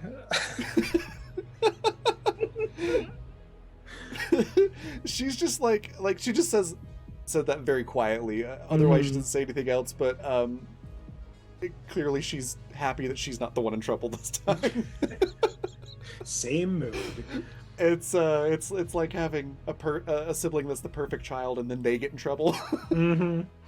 and you're like, it's not me. You've fallen from grace. No longer are you a deity upon the mound. Yeah, exactly. Seattle's also like looking to Annie is like, do we wait for them or do we go get them? And it's roughly like Don't even- 7 p.m. to give you. I don't even know where they are, I guess, technically, so maybe it'll be a lot scarier if I wait for them. Oh my god. The image of Annie sitting in the cargo bay, all the lights off, and she's just Yeah. sitting in a reclining Yeah, chair. pretty much. Seattle's like, you want me to help you get the right ambiance? Yeah, let's figure it out. Oh, he's gonna have like the full on like floodlights behind Annie sort of thing, God. like set up to go off when they come An in. interrogation room. Yeah. Like when you try to come in through the door in the kitchen, but your mother's sitting at the kitchen table. Yeah. And she's smoking. Come and around you've the never corner seen and just her like- smoke. 2 teen boys on Mars with some farm kids unsupervised. What could possibly go wrong? Yeah, Combines. yeah, Spelunking, no less. yeah, spelunking. The only thing I can picture is there's a popular spelunking place near me, and it is filled with rattlesnakes. I was gonna say, is that Just filled with rattlesnakes. There's Oh, what is that, spelunking Jeff? all up and down the island, but they have like areas completely roped off because there is just so many like just sudden drops. I was saying, is spelunking what the kids on Mars are calling it nowadays? Yeah. Roll education to see if that came up in your research. Oh my god. I was gonna say, That's a 31. you wouldn't remember this, but you might have come across it. So yeah, there is with a 31. You found some research that you didn't pay a whole lot of attention to, but it's rapidly coming back to mind now, about how spelunking is a favorite pastime on Mars. However, local kids kind of use it as a term, like what's the word for it? Like the old A 50s euphemism? and 60s word for it. Yeah, like you're gonna go park. Oh, yeah. Mm. Yep. Yeah. I just have this mental image of Seth and Liam being like, yeah, splugging, that sounds cool. And then they get there and they're like, this is not what we thought was going to happen. And everybody's just like, well, aren't you a couple? You should be enjoying yourself right now. And both of them are just like, what? Like, and they're, oh my god, I just had the stupidest image of them putting on what they think is spelunking gear, but it's for a BDSM club. Oh god. Like harnesses and Yeah, and they're two just standing there in this like pavement club, like, I guess this is a cave. They've both had training on like how to rock climb and things like that, so they know how to go spelunking. But that is a great mental image. They're like, they're so excited to go spelunking. They're so excited to go spelunking, and then just no. Like, wait, that's not a proper belay setup. That's great. That's amazing. On that note, I think we're going to take a 10-minute break so we can all regain our composure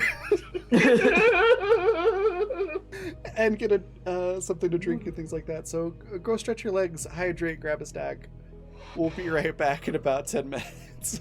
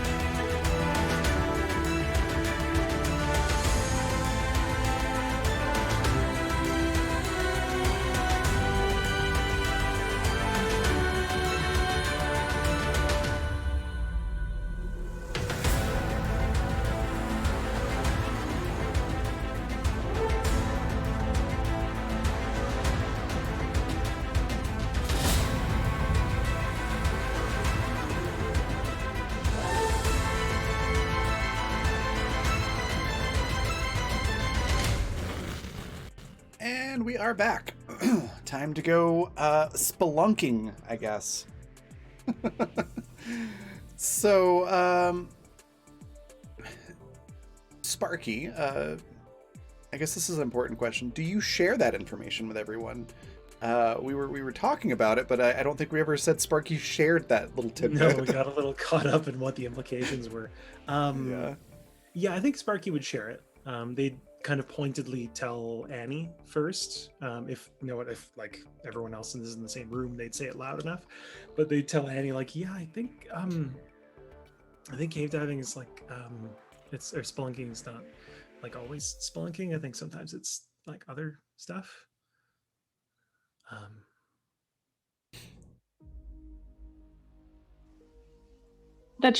It just gets like a long sigh from her. One of those like really like Yeah. yeah. And then the quickly and quietly muttered, "I'm gonna kill him. I'm gonna fucking kill him." Seattle's like wondering just how much these boys knew what they were getting into.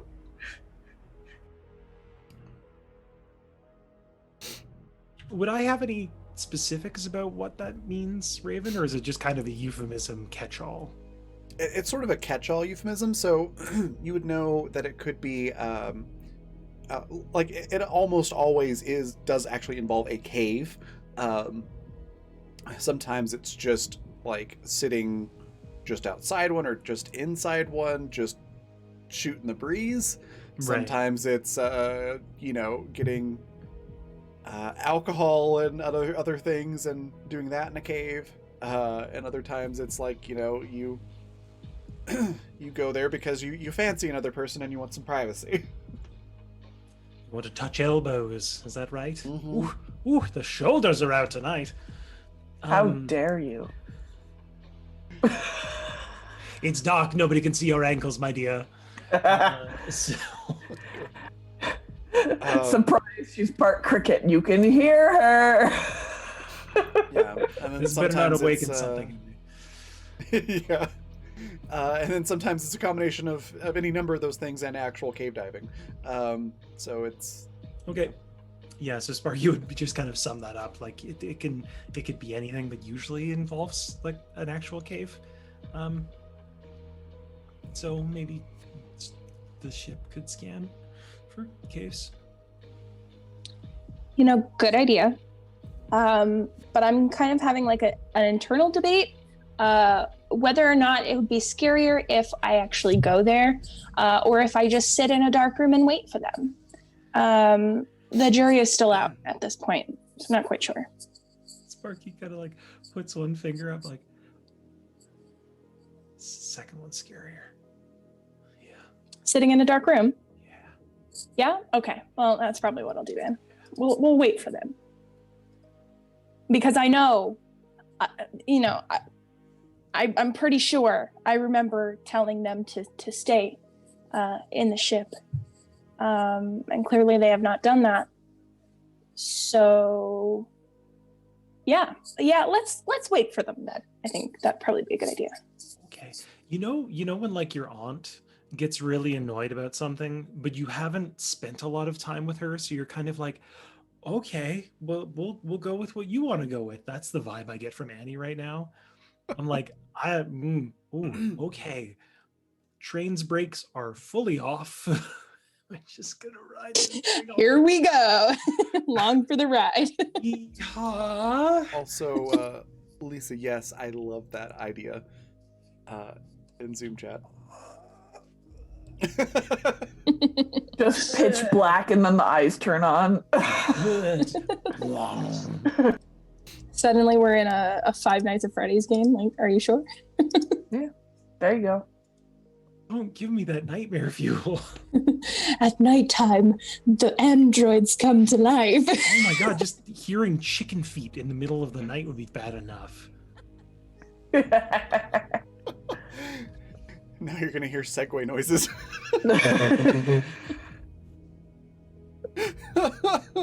Anyway, we're waiting for the boys to get home. At least for a couple of weeks, because if it's brand new and if she can segue somewhere, she ain't walking. I'm more worried about her going up and down the stairs at god awful hours of the night. Because we've got to have stairs somewhere, right? Probably. Ish. I guess, yeah, maybe At least like a ramps. few. Yeah, Actually, that's an interesting question.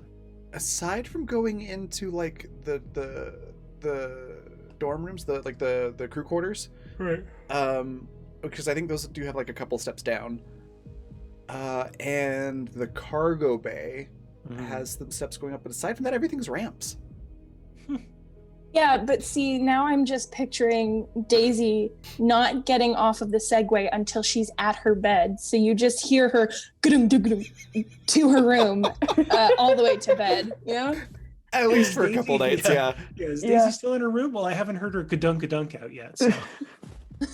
Yeah, becomes a All of a sudden, you just hear a measurement. Segway reel up. Excuse me, what? Yeah. Anyways, enough of that.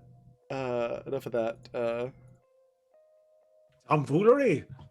Shenanigans. Tangent. That's what I was looking for. Tangent. Anyways, so you're deciding to wait then. Mhm. Okay. Who's waiting where?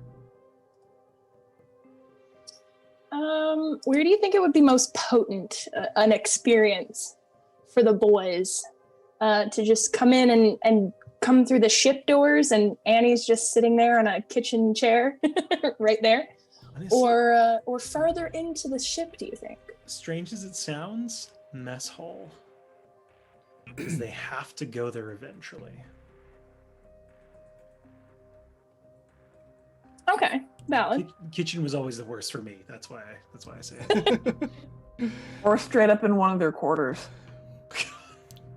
Oh God.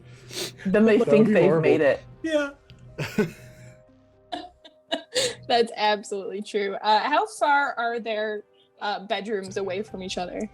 Can she sit like in between them? Are they next to each other? I think they were next to each other. Yeah. Okay, so she places her chair right between the two of their doors so that she can catch them both at the same time.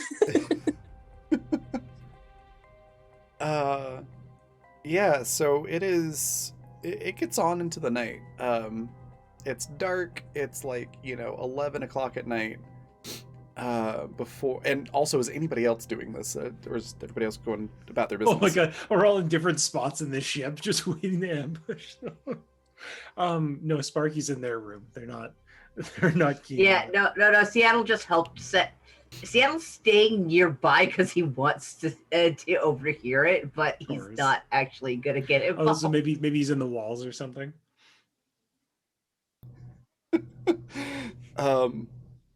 Daisy, I think, is working on the Segway in the cargo bay. Not because she has to work on it in the cargo bay, but because she wants to see when they come in. Oh my god. Come watch the utter destruction of two young boys. This is these poor souls.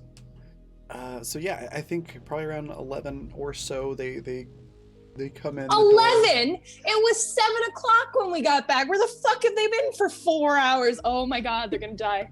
We are going to witness the first character deaths, you guys. This is fantastic.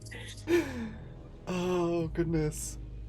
See, you were worried I was gonna do something bad to Liam, and now I'm just getting you to do it. You're right, and it's very fun. Continue. But no, they come in. The camera will follow them, and Daisy just spots the two of them, and tries to hold back a chuckle. And as they pass, she just does a dead man walking. No, she just whistles. Dun, dun, dun, dun, dun, dun, dun, dun, dun, dun. Yeah, something like that. They turn off like, what? And she's like, nothing. Mhm. Did you have fun? Must be the wind. What? Yeah, she's like, hope you two had fun. And goes back to her work. And then, yeah, eventually they do make it to their quarters, or just outside of them, as it were. And yeah, they do look a little dusty. Clearly they have been around dirt and some mud. They are wearing appropriate spelunking gear, like legitimately cave diving, not quote unquote spelunking. And let's see.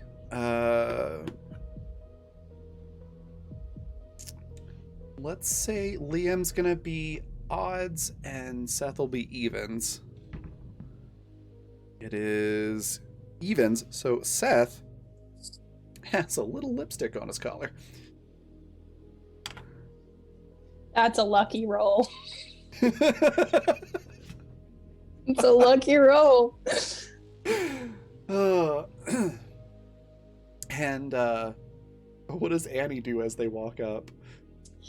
So Annie is sitting in her chair, conveniently placed just twixt the two doors, and she has her legs crossed, and her hands on her raised knee, just crossed over one another, and she has a smile on her face, and it's not a mean smile. It's just a very pleasant smile, and she doesn't say anything as they come down the hall, and she waits for them to get close. Okay, yeah, they're right up on you. How are they feeling? What do they look like? Cautious optimism. Fuel my fire a little here, Raven.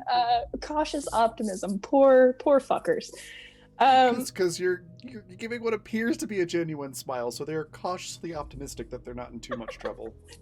Right. So she's sitting there and she doesn't move to get up, and she looks between the two of them, smile still on her face, and she says, "So, did you guys have fun? What were you up to?" Liam's just like got the Fry suspicious squinty eye expression. It's just like, this is trap kind of look. And Seth's like, and as you get, like, Seth gets closer and you're able to actually see his face and expression, because, you know, it's a little bit dark. He looks like he's seen some stuff. Like not fun stuff. He's like, huh? No. Not fun. Not fun. No, not fun? What happened? Well, met some local kids, while you just looked around here. Right. They said they wanted to go spelunking, which, I'm trained for. Like, actually pretty well rated for pretty dangerous caves. Which would make sense, you know, coming from the cartel and all. Yes, that's totally understandable. Continue. They were not thinking of cave diving. That's like Oh, all no? he says is like, no, they had something else in mind, and yeah, She puts like this mock expression of like concern on her face, like, oh, like you didn't have fun. That's so unfortunate. Like she's playing it right up. yeah, he's just like, apparently we had some signals crossed, and this girl tried to kiss me, and like looks down at his car like, and missed. Like, she apologized afterwards. Misunderstanding, but a couple of the other kids really enjoyed making out, and it was very uncomfortable. Oh, I see. And then she turns her look to Liam, and she's like, and you, did you have any fun tonight? Liam's just like, nope. No. No That's- fun at all.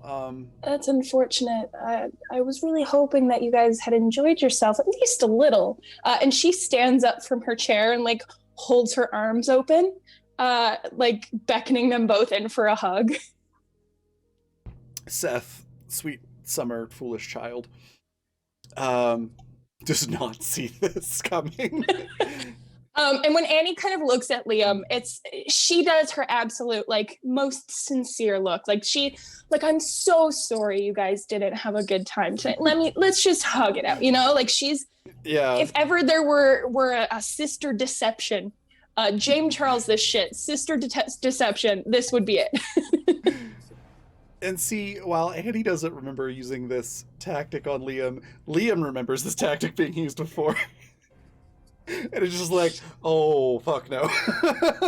Okay, is there anything I can roll to make him believe that perhaps just this time sure, he's telling the truth? Go ahead and try charm. So that is a 36. All right. Yeah. Despite his better judgment, he's like, memory wipe, maybe this actually is legit. Right. So Annie is holding her arms out. Yeah. Seth's definitely coming in for a hug first, like I need a hug, and Liam's like, okay, this is weird, but I'm gonna go with it. So Annie is standing there, also, and she has Seth is such fucking ace vibes. Annie's standing there. She has her arms open to these two boys. Just a look of concern and sisterly love on her face. And as they both lean into her arms, her hands come up, one on either side of their heads, and just thunk, knock them together. And immediately the expression, the concern drops from her face. And she's like, what the fuck do you two think you were doing out until 11 o'clock on Mars when we were on a mission that could have potentially gotten us killed? What would you have done then? Would you have come back to the ship, flown it yourself back home? What the fuck were you thinking? And the reaction is Seth going like, ow! And Liam's is, a similar ow, but quickly followed by I fucking knew it. I love that. Yeah, she gave them quite the coconuts and boom, just smacked straight together. Yeah. And so they're both holding their heads and they're like, all right. And this is Liam talking. Like, keep in mind, I've been on the ship with basically nothing to do. Oh, nothing to do. I'm so sorry that as we travel the galaxy trying to keep ourselves alive and figure out the fuck is happening, that you don't have any video games for your bedroom, Liam. I'm so sorry. And Liam starts to give you, not the way, a kid looks at their parent, but in a way, an annoyed little sibling looks at their older sibling, we're about to fight. And just kind of looks at you and it's like, all right, look, I'm not that much younger than you are. And whenever we park somewhere, you get to go out and have adventures while I'm stuck in the ship. All I wanted to do was get out, stretch my legs, do a little cave diving. Right. And I don't think that's that unreasonable. Yeah. Not that unreasonable. Like I said, what would you have done had our entire party been wiped out today? What would you have done then? You were in the cave doing God knows what. What would you have done? I would have been. What if we had needed assistance and tried to contact the ship? What then? First of all, I would have been very sad. Second of all, I would have been angry at you for getting yourself killed. Right. Third, we had comms. They work. Right. Yeah, you had comms. So I expect you guys to scurry your asses on into your bedrooms. If you set so much as 1 foot off of this ship without telling at least one person, no, actually scratch that. Without telling at least 2 people where you are at all times, I will slowly cut off your toes until you are physically unable to stand up. Am I understood? So that's just like, what the fuck just happened? Because that's just looking like, I'm not a minor. I can go wherever I want. What is going on? Like he's not saying that, but like these are the thoughts that are going through his head, and it's clear, like on his face, that things are going through his head. Annie like turns her face over and just smiles at Seth. And it's the look of, kind of similar to when you're out in public and your mother smiles at you because she can't beat your fucking ass in public. Yeah. So like, please shut up right now so that she can beat your ass at home. Smile. That is absolutely true. Yeah, but Seth sort of has this like, wait, why am I in trouble? But he doesn't say anything. He's just like, yeah. I mean, to be fair. I mean, Seth, no, here we go. See, you're not related to me, so I guess technically I can't stop you from doing anything. However, this is my little brother. And if your egg-headed ideas get him in trouble, we are going to have an issue. So my promise, she looks like she's going to say threat, but she's like, no, my promise still stands. And if anything happens, you will personally be held responsible. And I would just like to remind you how quickly we were to strip you of your clothing and lock you in the med bay. And that is absolutely something that can be done again. Am I understood? Seth nods, like, I get it. This is not an excuse, just additional information that you may not be aware of. Right. We did tell the doctor we were going out. Right. So my condition still stands. At least the doctor does not count. Yeah, no. Oh, I know that. At least two people. Seth is like, Seth's like the only other person on board the ship. So Seth's like, yep, understood. I'm going to bed. But then Liam gets this little smirk on his face. Because Liam is definitely related to you. Of course he is, little shit. Yep. It looks at Seth and goes, all right, well, I guess she probably doesn't want to know about that secret door we found in the cave, huh? And Seth just gives him a look like, dude, really? Right now? You want to do this right now? And Annie, being related to Liam, similarly a little shit, looks him straight in the eye and says, no, I don't. But I'm sure you'll be very, very, eager to get the fuck in your bedroom and stare at the wall until we decide that we're going to go do something else. Yeah. And she nods her head in the direction of the door while still looking at him. In true Belmont fashion, he looks straight at Annie without saying a word or really giving much of an expression, and just walks past her towards the mess and goes, I'm getting a snack. And Seth gets his butt in his bedroom.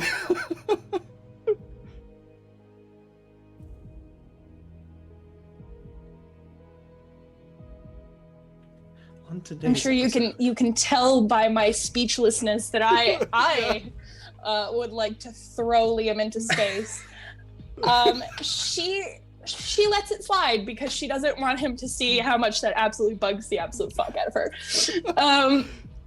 You want to know what's funny about that, though? Yeah. I literally asked myself, what would Annie do in this situation? Fuck's sake. I've had my own character blown back into my face. Thank you. Yeah, no, she stands there. Seth goes in his room, and then Liam starts to walk away. And then once he's out of earshot, she just mutters, "Oh, fucking brat." And she leaves. Oh my god. On today's episode of Animus, who's babysitting who? Right? A 3-part saga. Oh my god. Oh, okay.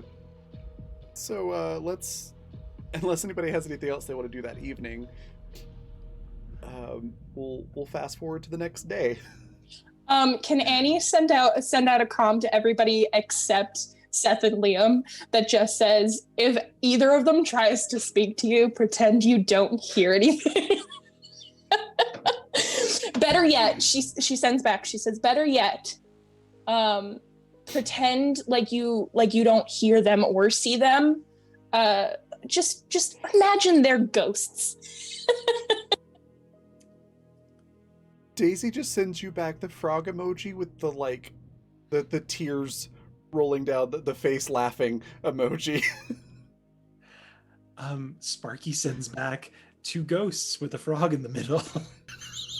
Seattle's like, no, I need Seth to do shit for me.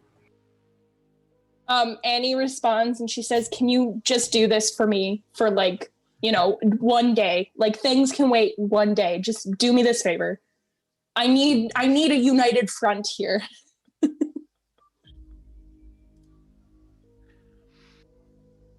3 hours. Come on, Seattle. It's not like I ask you to do things very often. Just give me one day. We were supposed to get ice cream today, frowny face. She said back, we can still go get ice cream. Just pretend they're not there. But we were supposed to get ice cream for everyone, frowny face. Well, then buy them the ice cream and then just leave it on the counter.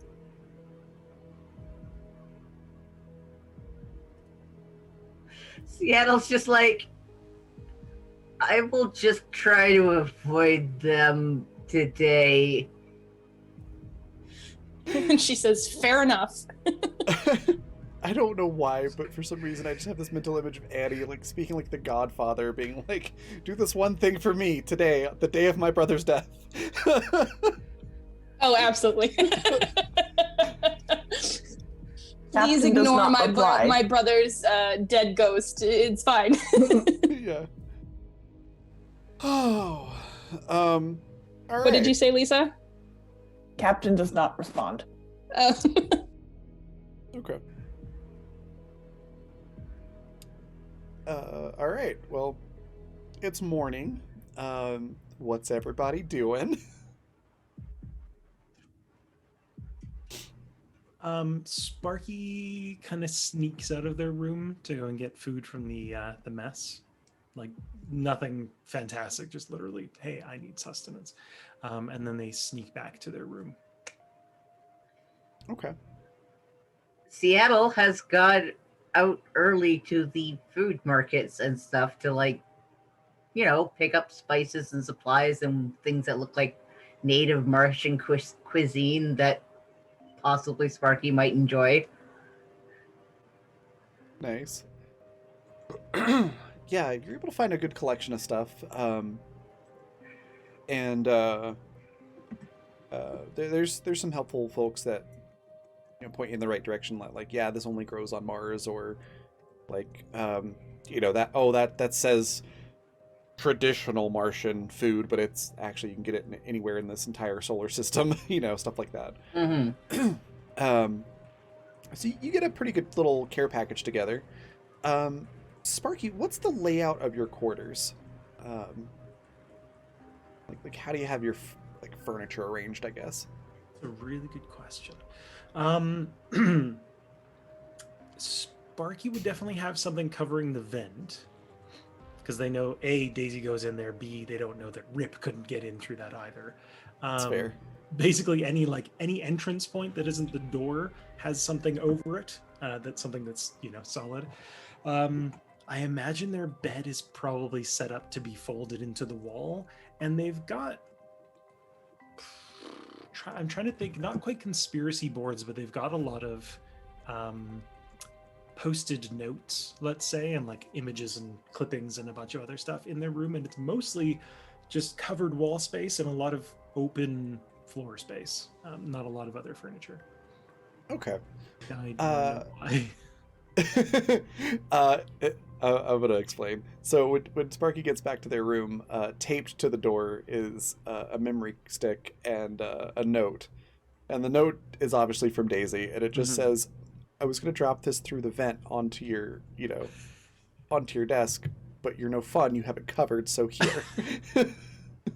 And Sparky kind of does like a little quit.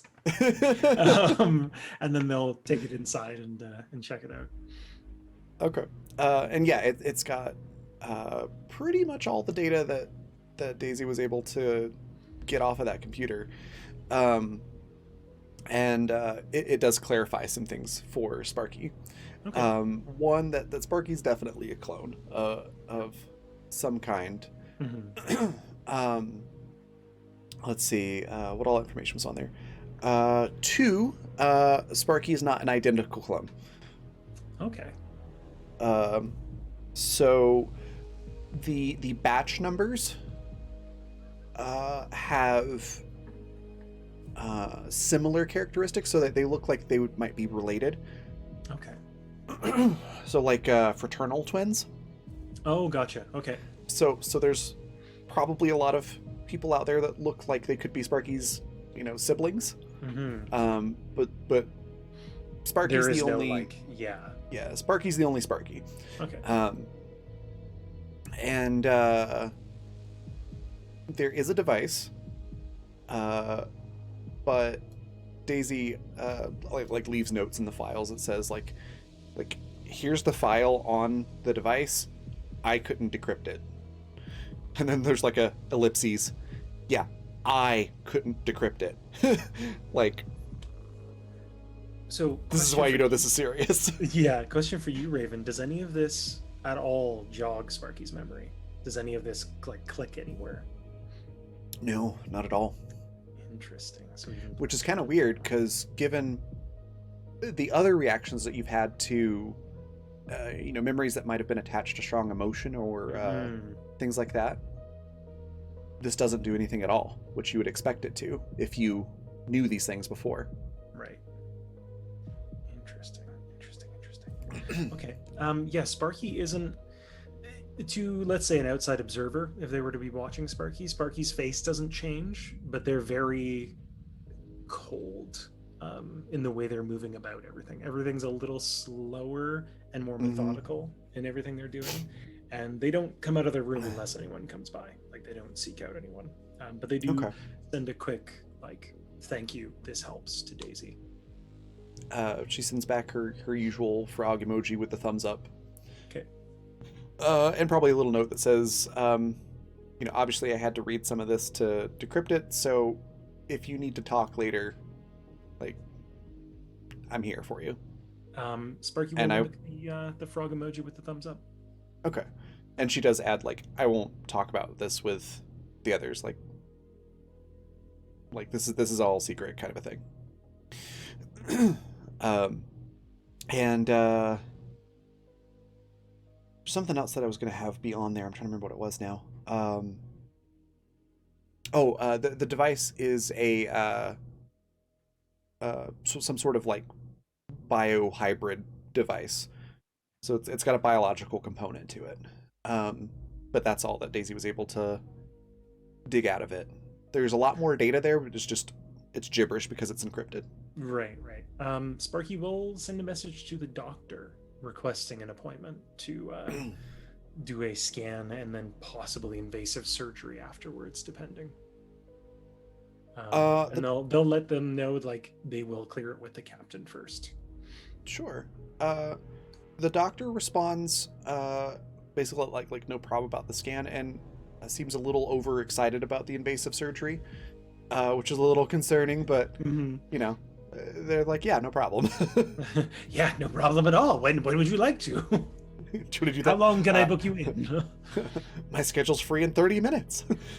God. It's just post a picture of them already in scrub. Let's skip the scan altogether and just go looking for it. Exactly, yeah. You said that the message, and 5 minutes later they show up in scrubs and their hands up like this. Are you ready? That's probably not far off, but anyways. Okay, what about the captain? What's she doing today? Sitting in the bridge. Okay. Quietly. Is that brooding in the bridge, or sitting contemplating life in the bridge? both. Okay. But to everyone else, it just looks like her sitting. Excuse me. Okay. And Seattle? Seattle gets everybody Martian ice cream too to come home, as well as Seattle goes out of his way to find like a couple of like native Martian plants and like the instructions on how to take care of them. Aw. So bringing back things for Captain specifically, because she That's can't really enjoy nice. the food, so find other things she can enjoy. Let me know if you want to make any like stuff up for those, Raven, because I already have weird Yeah. ideas. Yeah, absolutely. Go for it. Spiral kudzu. So it's treated less like a weed and more like an ornamental fern, and it grows in spirals. Cool. I freaking love that. And then the I other love one kudzu. would be, I know, it's so cool. The other one's probably a miniature tree, because it was one of the first things they could terraform with, because they couldn't get full ones to take root. So it's just like this teeny little like earth fir tree. Okay. Like I'm I talking like it. like teeny, like diorama size. Like Which a is- bonsai. Which is Yeah. absolutely hilarious to think of a fir tree like that, because you see Yeah. pine trees like that all the time, but Yeah, exactly. fir trees? So it's Oh very god, much it's gonna have just the like- tiniest. It's gonna have the tiniest little pine. It's gonna have the Yeah. tiniest little cones. Oh my god! they're like ball bearings. You can just like And the springtime, when they open, they're going to make a tiny little pop noise. So Seattle eventually comes back to the ship. Okay. Daisy is again in the cargo bay, working on the Segway. She's got it like completely taken apart and laid out, like in the like how on blueprints it's like the blown apart look. It's like all the Now, pieces are just a also little when bit... my mental picture for Martian ice cream is, you remember when you were a kid and like schools would have like the little ice cream tubs with the wooden spoon? Mm-hmm. That's how I'm picturing Martian ice cream. wow, Dixie you just cups. fucking I can still transported taste me. those. I know, but they Jeez. tasted so good. I did. Is it weird that I actually like the taste of the spoon? Yeah, it's No, so I That's did. good. part of the Delicious. experience you Yeah. used to. It's the Yeah. texture So of that good. spoon, and it was I'm just so glad that's not weird. No. You can get those like in the grocery store. Yep. Tell I me know. that, Raven. I know. I will You can just buy the get you can get spoons. you can buy bulk bags of them at Costco, which I have a membership, Oh, I and don't I've need been to very have that tempted to. information. I've grabbed them a couple Jay, I'm times. surprised you didn't play like a woodwind instrument, like a reed woodwind instrument, because if you want that taste, I never thought of it, but I guess yeah. That Stick would a be- reed in your mouth. yeah, just go get some some reeds and I mean, I used to eat popsicle and lollipop sticks, so like, it's Yeah. on brand. It's chew on those too. But yeah, that's kind of how I imagine it. So he can like toss a serving of it to people. I think it's a Okay, bit yeah. also like almost like Cold Stone ice cream, but instead of like putting it all in, kind of rolling it over, it's dunked into liquid nitrogen. I was about to say I I was wondering if it was going to be My like mind is Sub-Zero going to, ice like- cream. Yeah. like the liquid nitrogen ice cream. I could see it being like that. Yeah, for but some it's like reason. it's for some reason my brain's like, but you know when ice cream gets warm with like a crisp, like you put them both in the same bowl. I'm picturing Mm-hmm. slightly warmed ice cream just about to start melting, and then they dunk it, so that it's like kind of gooey on the inside but hard on the outside. Mm-hmm. Almost like a glazed ice cream. could Almost, be. yeah. Yeah. I want to do this now. Because this is Yeah. the think of 8 years into not eating people food. You're like, but wait, why not? Okay. I love this concept. But yeah, So Daisy's got Seattle this. kind of tosses Daisy her serving. Yeah, Daisy grabs it, and yeah, you can see she's got the thing entirely taken apart and spread out, like all the pieces right next to where they go together, just like you would on a blueprint, Mm-hmm. and is basically using a camera and her tablet to create a blueprint for this for later reference. So she's like in the process of that. Oh my god, Vanessa, you have 81,000 guild coins. Yeah. Well, how Oh my the gosh. fuck? And that's also after using, what was it, like 15,000 or 20,000? I don't know if that was for Animus or if it was for Tikva or something like It that. was for one of them, though. I remember that. Yeah, Yeah. so I would have had like 100,000, but shout out to Jay and I for having 160,000 guild points. Never fucking using them. Reminds me, when's Exodus again? when's Listen,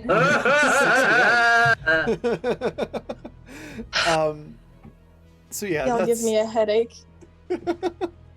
So that's Daisy. Liam is what is Liam doing? A little shit due on a ship. Yeah, basically is what I'm trying to think.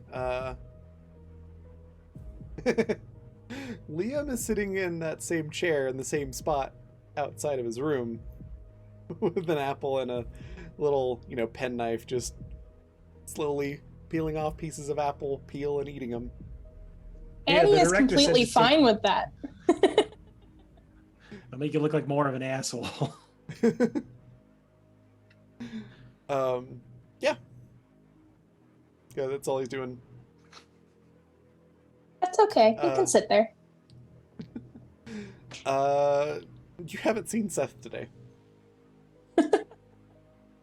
I just picture him in his room, still confused as to why he has to listen to someone he's not related to. Just counting his toes over and over again.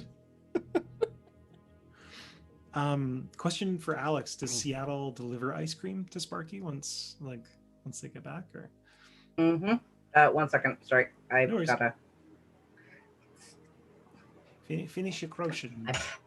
Nope. I'm putting it down because I need to focus more on game, and it is being a bitch right now. So I'm just Also gonna leave it fair. alone. Also fair. 'Cause I should be focusing more on game. You're cool. Right. So yes, Seattle kind of like Sparky's honestly probably the last person because Sparky also has like a whole care package as well, and like so Seattle like kind of like tosses people like their ice creams as he spots them as he heads towards the bridge, gives Captain the plants. And if she's not on the bridge, well, if she's just sitting there on the bridge not saying anything, he's just gonna like kind of quietly go over and put the plants next to her and like give and like stick the instructions into her hand. Nice, love it. Captain's just going to look at Seattle, like, not really, like, change her expression, but be like, I'm not deactivated, right? Like, I can see you, but not say anything. It's that look you give the cat when the cat's like, I'm being. Yeah, silly." Seattle's actually gonna like when she looks at him like that, he's gonna be like, "Are you doing okay?" And he was I'm a fine. bit harsh. Well, as Sparky Annie said as waited well. until y'all were gone. Like she didn't Oh. say that shit I in was front of gonna you. say, yeah, True. it was just between them. Oh, right. Never mind. So Seattle's just like, "You okay?"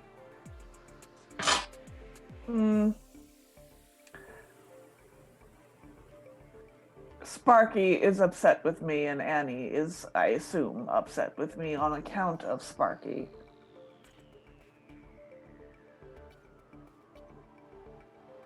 I don't think Sparky's upset with you. I believe they spoke with the intent to hurt me. Yep. Sparky's done that to me too. Does that usually not indicate that you are upset with someone? Yes. But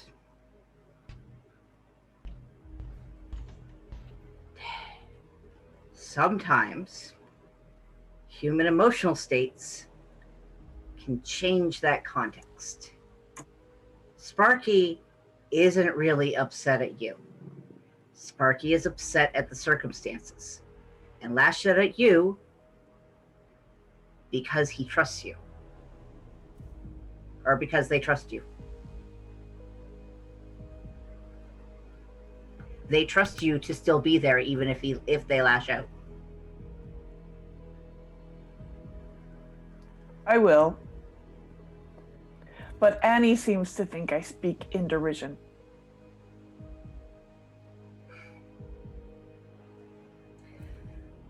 After meeting Liam, I'm starting to think maybe they didn't have the best parents. And I'm not saying I'm the best parent.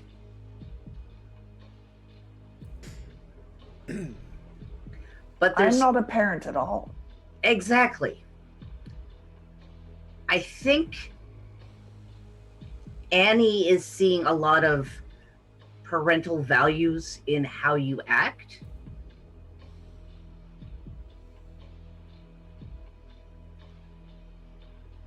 But that's not your intention. Not necessarily, no. You were acting as our captain. I was trying to keep Sparky from killing themselves. Yup. And they will come to realize that. They just need time to process.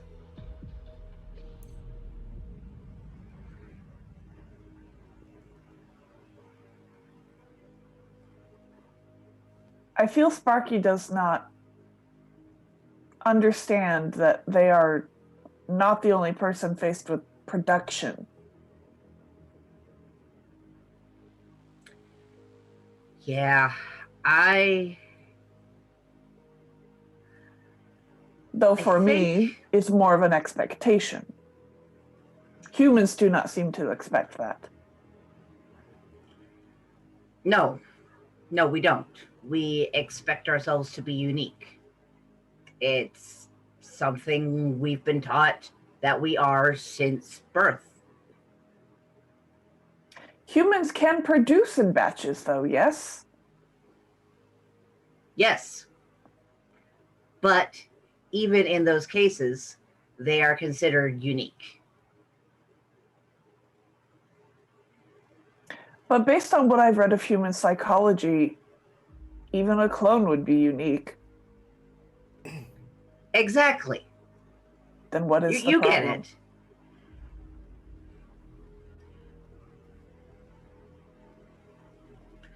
How would you feel if you found out suddenly you are not an android? You are an alien. I mean, jarring, I suppose. Exactly. That is what Sparky just found out about themselves. And I can appreciate that. But that was no reason for them to... No. Logically, no.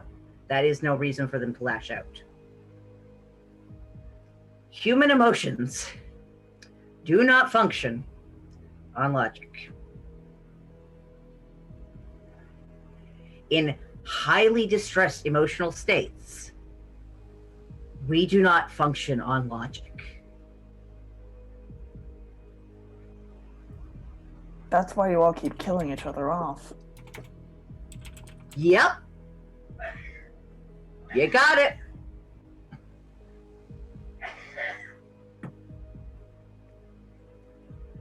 And yet I've read when somebody acts too logically, it's considered a mental disorder or personality disorder. Within humans, yes, but you're not human. Your emotions are not human. Your perception of the world is not human.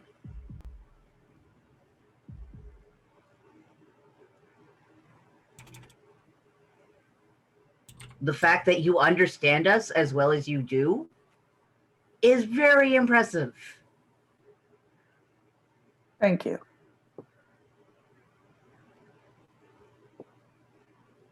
You probably understand humans better than most AIs do. I don't think many AIs try. They've not been programmed to.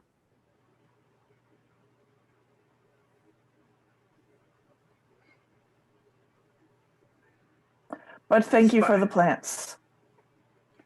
No problem. There instructions on how to take care of them. Since you couldn't have the ice cream, I figured more plants. Is ice cream literally ice? Is it milk with ice cubes in it? No, it's well, this one it looked like it's a custard made out of an egg substitute, sugars, and heavy cream, and flavors or additives, and then it's fluffed is how it was referred to, and then dunked in liquid nitrogen. So it is sweet and cold. Yes, I suppose humans would like that. it is sweet, creamy, and cold.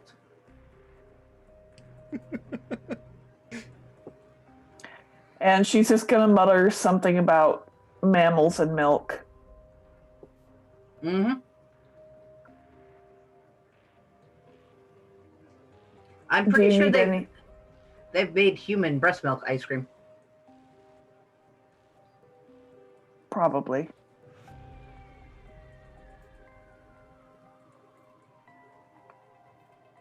Is there anything else you're needing? No? Do you need anything? I do not. Thank you. See you around, Captain. Mm-hmm. Seattle finally makes his way over to Sparky's room with ice cream and a box of things. And there's a tap, tap, tap on the door. You hear kind of the really, when you're in like an empty classroom and there's just one person sitting there, and when they get up, the scrape of the chair is way louder than it normally would be. It's kind of that. It's that like deliberately punctuated sound. And they get up and they kind of peek the door open, and they look like they haven't slept a lot. Like they look like they're kind of half nodding off, but also trying to stay awake. And they Seattle puts the dish of ice cream into Barky's hand, and it's like kind of makes a scooting motion. It's like, I have stuff for you. Sparky takes the ice cream, and like kind of finally realizing that it's Seattle, puts the ice cream on the desk and just straight up embraces Seattle, like full hug. Seattle's just like carefully like with the box so it doesn't like dump out or anything. It's just like, just kind of like the curl up into an over sort of thing, and like head down in the hair sort of thing, and just like hold Sparky as long as Sparky needs it. It's a good like 3-4 minute hug. It's one of those ones where it's like, are we done? You like slightly release. It's like, no, okay, no, we're not done. Nope. Okay. Nope. Yeah. So eventually they do let go, and their eyes just look tired, like just. It's like, as Seattle's like, it's kind of making Scooty Bush like, go sit down on your bed or couch or something before you fall over. I want to show you the stuff I found. So Sparky obliges and like pulls the frame down and then throws the mattress on it and kind of like sits and then immediately slumps over a bit. And Seattle makes sure that the ice cream is like in front of Sparky's face, so they could just like lay on the side and like slump it into their mouth. They're slowly kind of like trying to pick through it. So as this is happening, Seattle's on the bed, sitting on the bed, and is like pulling things out of the box and like explaining what they are and like where he found it and like explaining the recipes that you make with it and that sort of stuff. Yeah. Sparky's definitely, they're interested, but in that kind of like, I know this is very interesting for you kind of way. Not that they're not interested, just like I can't like retain anything kind of way.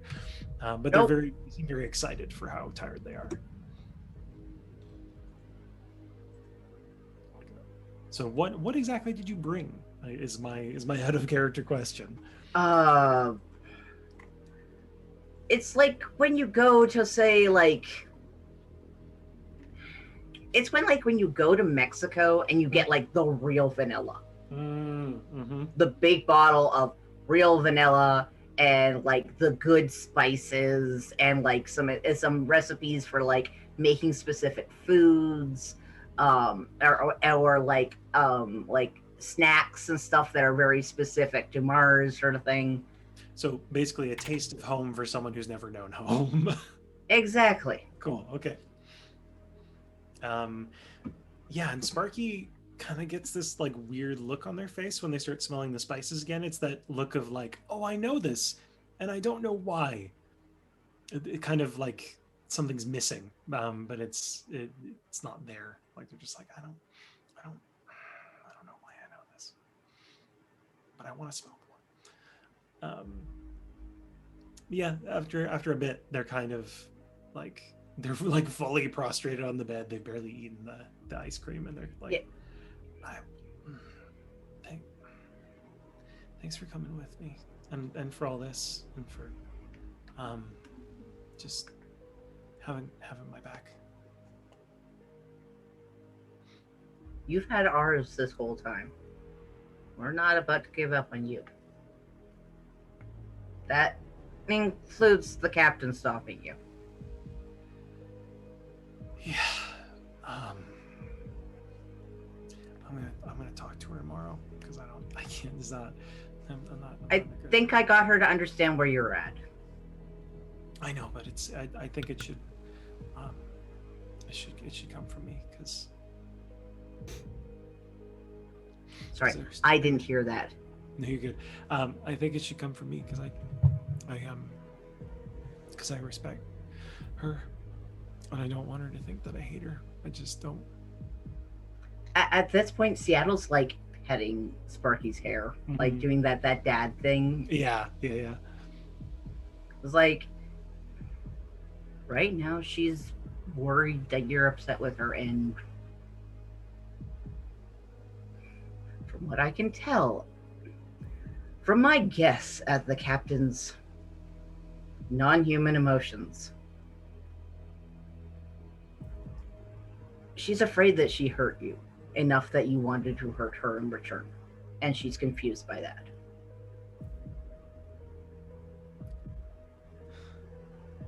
Well, finding out you might be a clone makes you two really. Oh, I explained to her. I think I got it through with Captain. What if you found out you're not an android, you're an alien?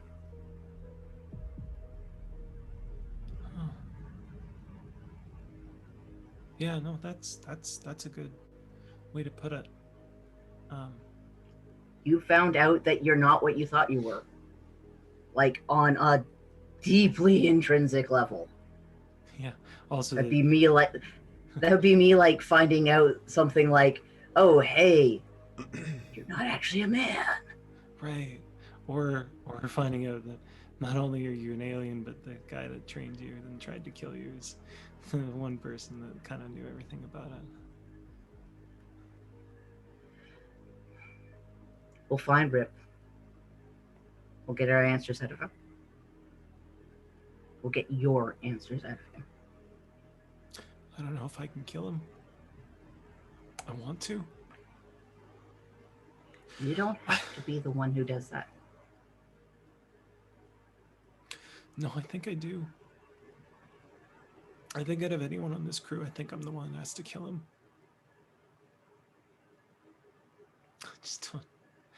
I just don't know if I can go back to that. What if we don't kill him? And just let him go out? Just let him keep forklifting and killing people and being an ominous dickhead over speakers? You kidding me? Well, it's kind of hard to be an ominous dickhead over speakers if you have both your legs removed. It's not gonna stop him, Seattle. I appreciate the humor, I really do.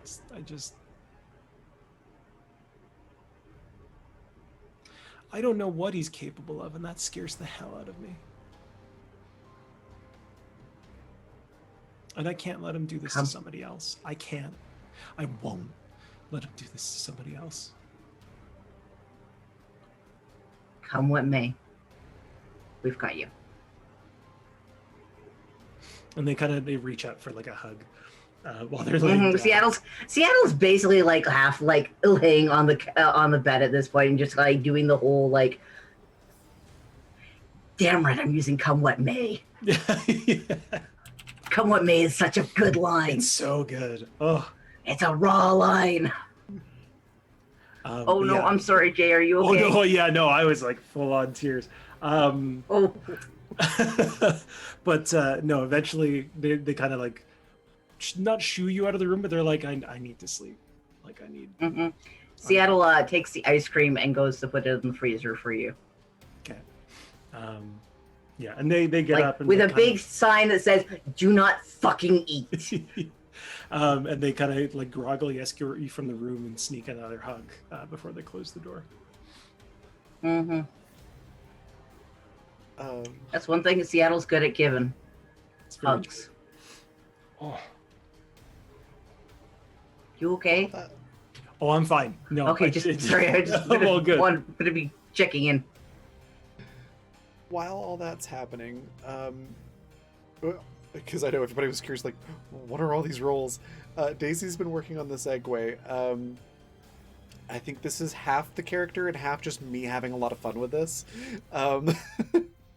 She's been working on this thing to the point that I used a crit on it because she really wants this to work. And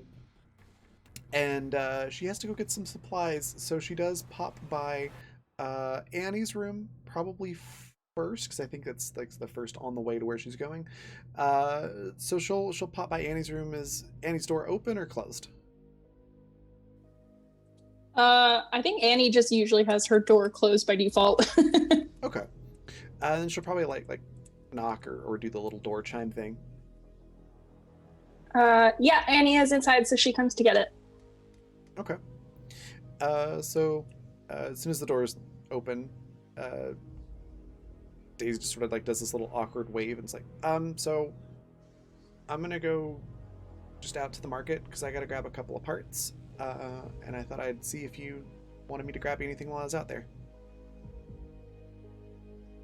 Annie kind of like her eyes unfocus a minute while she's doing like a mental list of things to see if she needs anything. And then she just kind of like focuses back on Daisy. She's like, no, I don't think there's anything in particular that I need. Okay. Well, I just thought I'd check since I'll be heading that way. Talk to you later. Yeah, thanks. Is it weird? Sorry to interrupt. Is it weird that all I pictured was her pupils just suddenly dilating? Just like a... No, I'm just good. completely zoned out. Yeah. Imagine like the Kill Bill siren going off, like. Yeah, Michael, that's where my brain went to. I was like the lady with the math equations that show up and just like. All right. So Daisy leaves there and goes to the bridge after that, and pokes her head in and just like, "Hey, Captain." Yes. Hey, I'm gonna go ahead to the market. I gotta grab a couple parts for the thing I'm working on with the Segway. Just thought I'd pop in and see if you needed anything while I was there. I do not. Thank you. Okay. No problem. And she scurries off to the market, and then sometime later comes back with like the sci-fi equivalent of like one of those what are they called? Have you ever been like a Lowe's or a Home Depot, and they're not the shopping carts, they're like the flatbed truck equivalent of a shopping cart? Yes, yeah. I can't remember what they're called, but one of those. Oh, I'm talking about trolleys. They're the trolley. Yeah. Is it a trolley? The flats. Okay. Yeah. A flatbed trolley, or Yeah. we call them flats. We call them carts. Yeah, We just call them you have a flats shopping up here. cart or a flat. Okay. So yeah, one of those, like the flat one. So it's big. It's just like stacked up tall with random boxes and parts and random things. And she is just happy as a clam. Also, there's like a case of spray paints in there as well. She's just happy as a clam. She goes back to working on the Segway. And they're absolutely, we can do anything that you all want to do, but by the end of the day, I'm just going to fast forward this part. By the end of the day, she has made this thing, because I spent a crit on it, into a hover Segway. So it no longer has wheels. It's a hover vehicle that has some cool functionality, and she has painted this thing to look like a frog with wings. Of course she has. She tried to paint it herself Seattle first. has never looked so proud. Right. I figured that would be his reaction. She tries to paint it one time, and anybody that's near the cargo bay would hear a lot of swearing. Does a horrible job. I mean, it looks like a green blob. Then realizes, wait a minute, I'm good with computers, and programs like stencils. And uses that to actually make it look good, so she repaints it. So that's Daisy's project for the whole day while all of this is happening.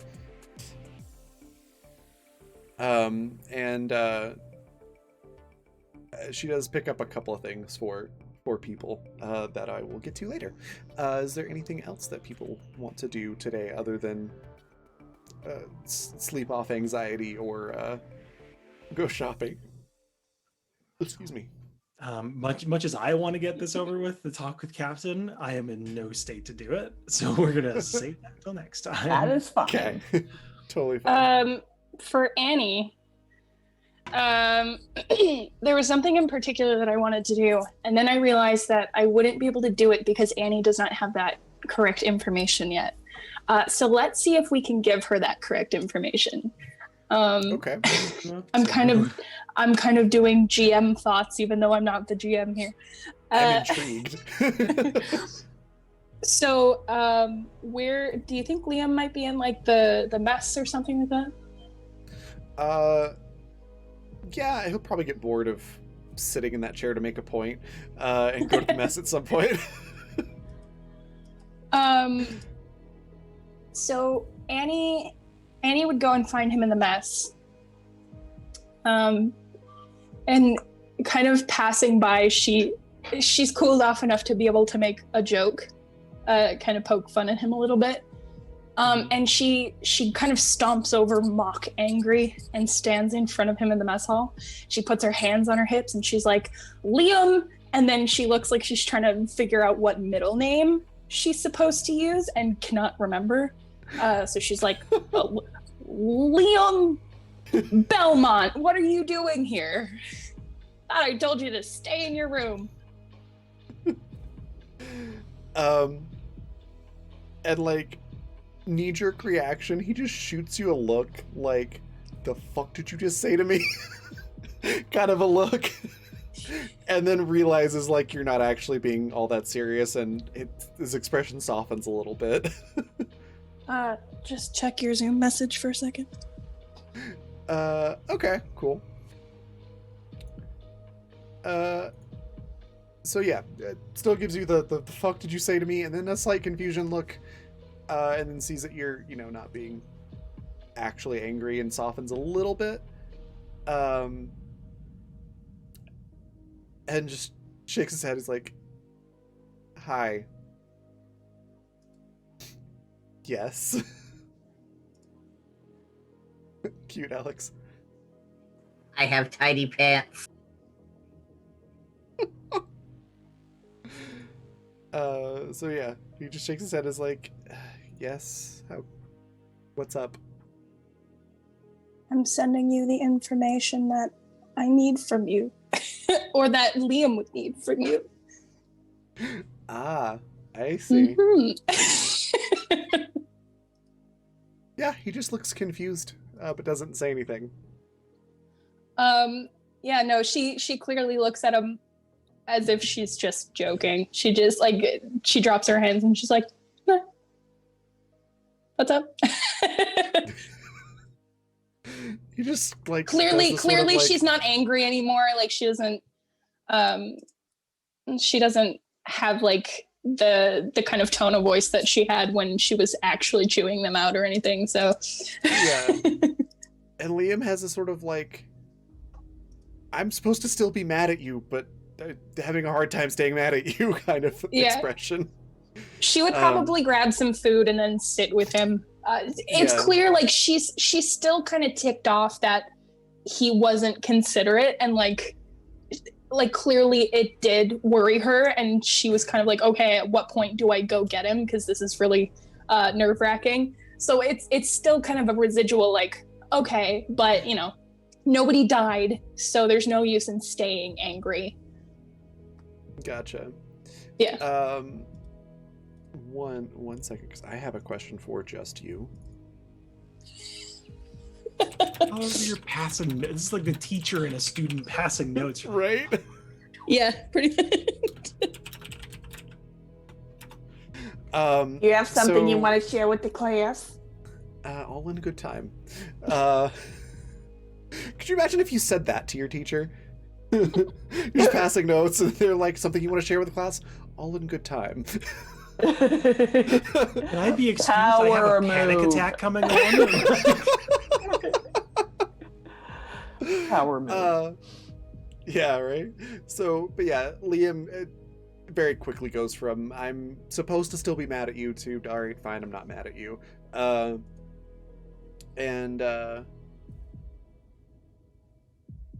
You're gonna have to pronounce that for me, Vanessa. But anyways, before we get to that, Liam just looks at Annie and is like, what did you call me?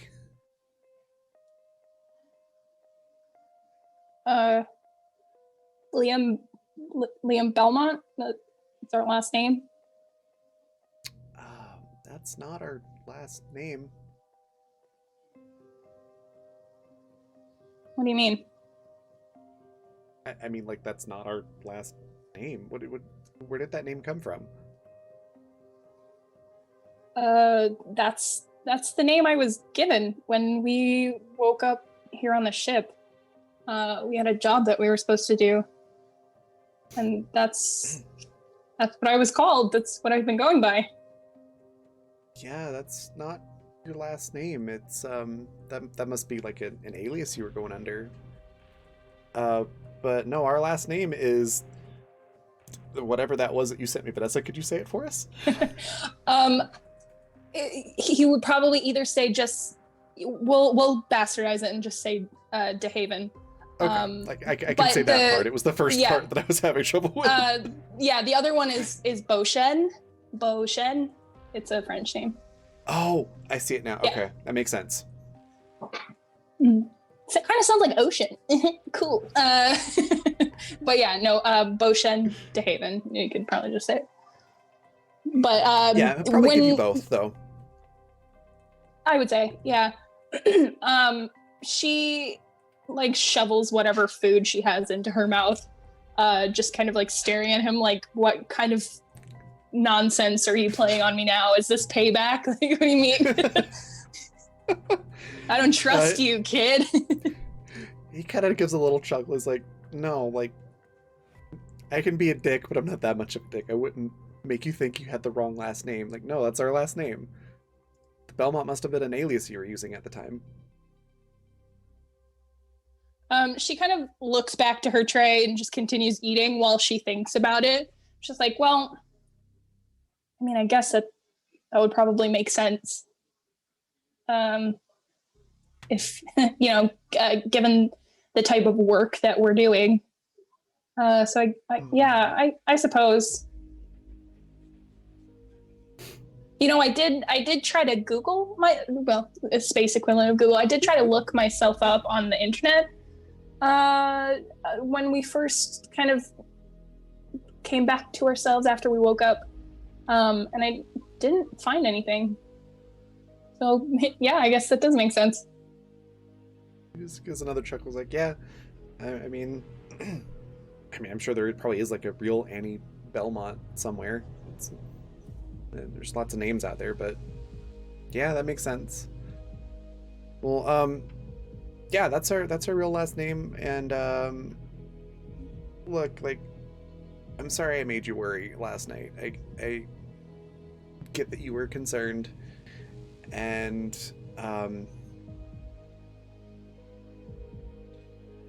my knee-jerk was to be, kind of angry about how you were acting. But no, you're right. I probably should have, like, at least calmed you and let you know, like, hey, this is where we're going. But I mean, like,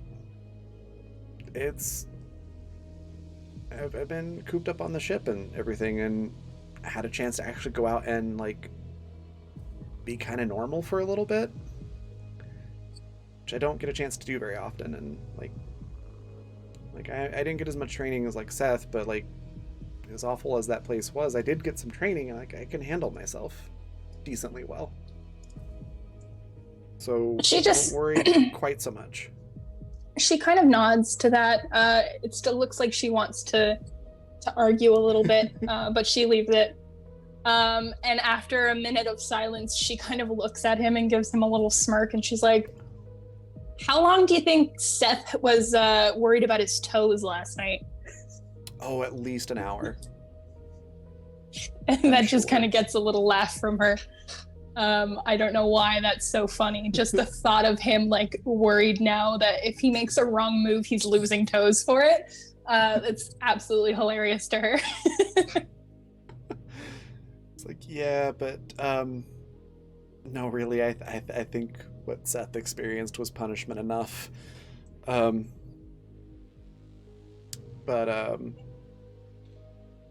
anyways, I wasn't bullshitting about a secret door, by the way. He, like, grabs his glass and takes a drink, waiting for Annie's response. She goes quiet for another minute as she eats, and she's like, she lowers her voice. It's like some sort of conspiracy, and she looks kind of side to side, and she's like, so, like a door worth looking into, or like a, maybe if we ever get around to coming back, we'll check it out. It's like, well, I guess it depends on what you all think is worth looking into. I mean, typically doors with like keypads inside caves aren't just there for storing cabbages or something. And given what you all just saw yesterday, like, I don't know, maybe it's a thing. You say that, but given the way Seattle has beefed up the cheese storage around here, I wouldn't really be surprised if it was for cabbages. Yeah, but how many Seattles can there be in this solar system? Annie just kind of mumbles to herself, and she's like, one is plenty. But she looks back to Liam, and she's like, no, you're right. It does sound interesting. Where was this cave? Liam will grab like a tablet and start doing like, Google Mars, pulling up the spot and the coordinates and whatnot. He's like, so we were right around here. It's a little hard to get to the cave itself. We had to do a little bit of hiking and climbing, which is why I think it took Seth so long to realize what was going on. You're really going to have to tell me the whole story. You can't just make little references. He's like, all right, well, so this group of people around our age, they seem to know the place pretty well, and they mentioned this really cool cave that they like to go to. And they weren't doing it like we're going to go spelunking. They seemed to actually talk about going cave diving, so we were legitimately excited to go explore.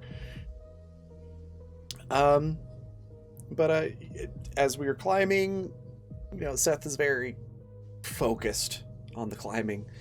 And I started to notice one of the girls that was with the group was like really kind of checking him out. I didn't think anything about it at the time. I was just like, okay, cool, good job, Seth, or whatever. But he's an idiot and didn't notice, so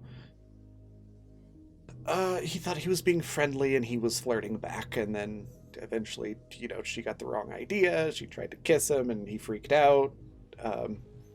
It was a whole thing.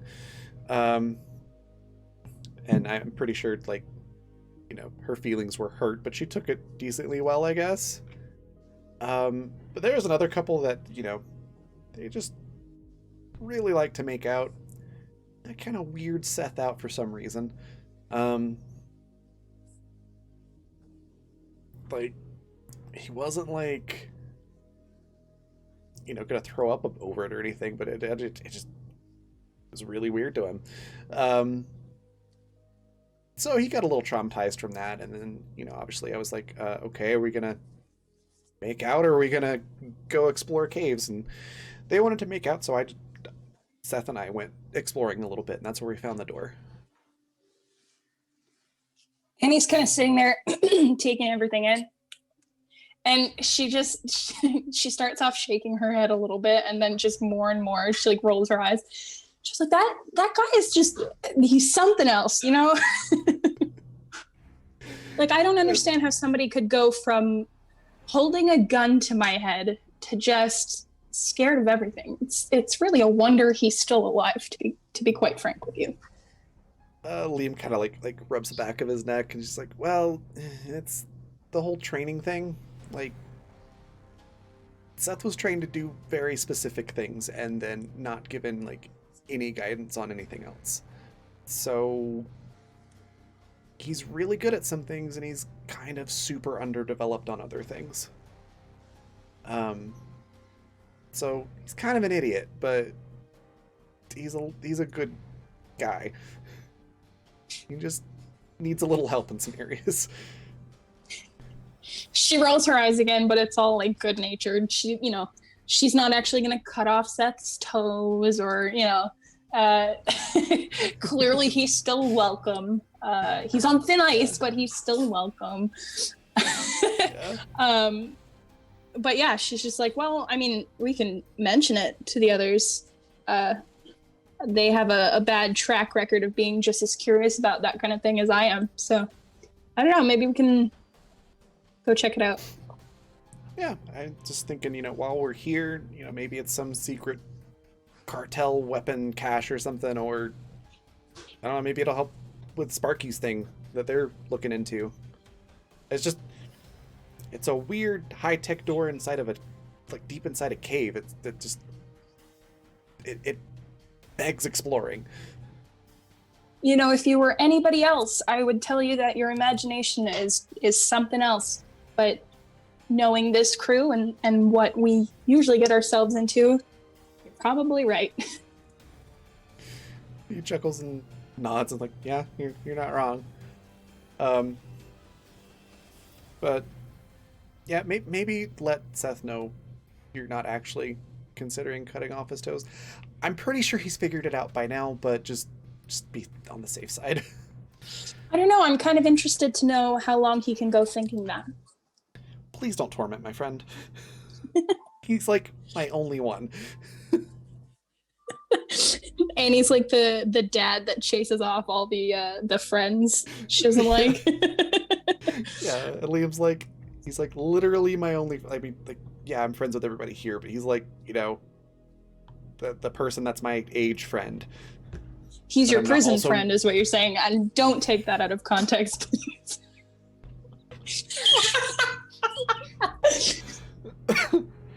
No, Annie doesn't say that. That was me making a fool of myself. No. Annie wouldn't say that to her little brother. Was the word you were looking for bunkmate? No. I was entirely trying to say that, the person that you're in cahoots with, like, you'll probably both shank a guard and escape somewhere. I believe the expression that you're looking for is partner in crime. Yeah, that. not that's prison friend is now.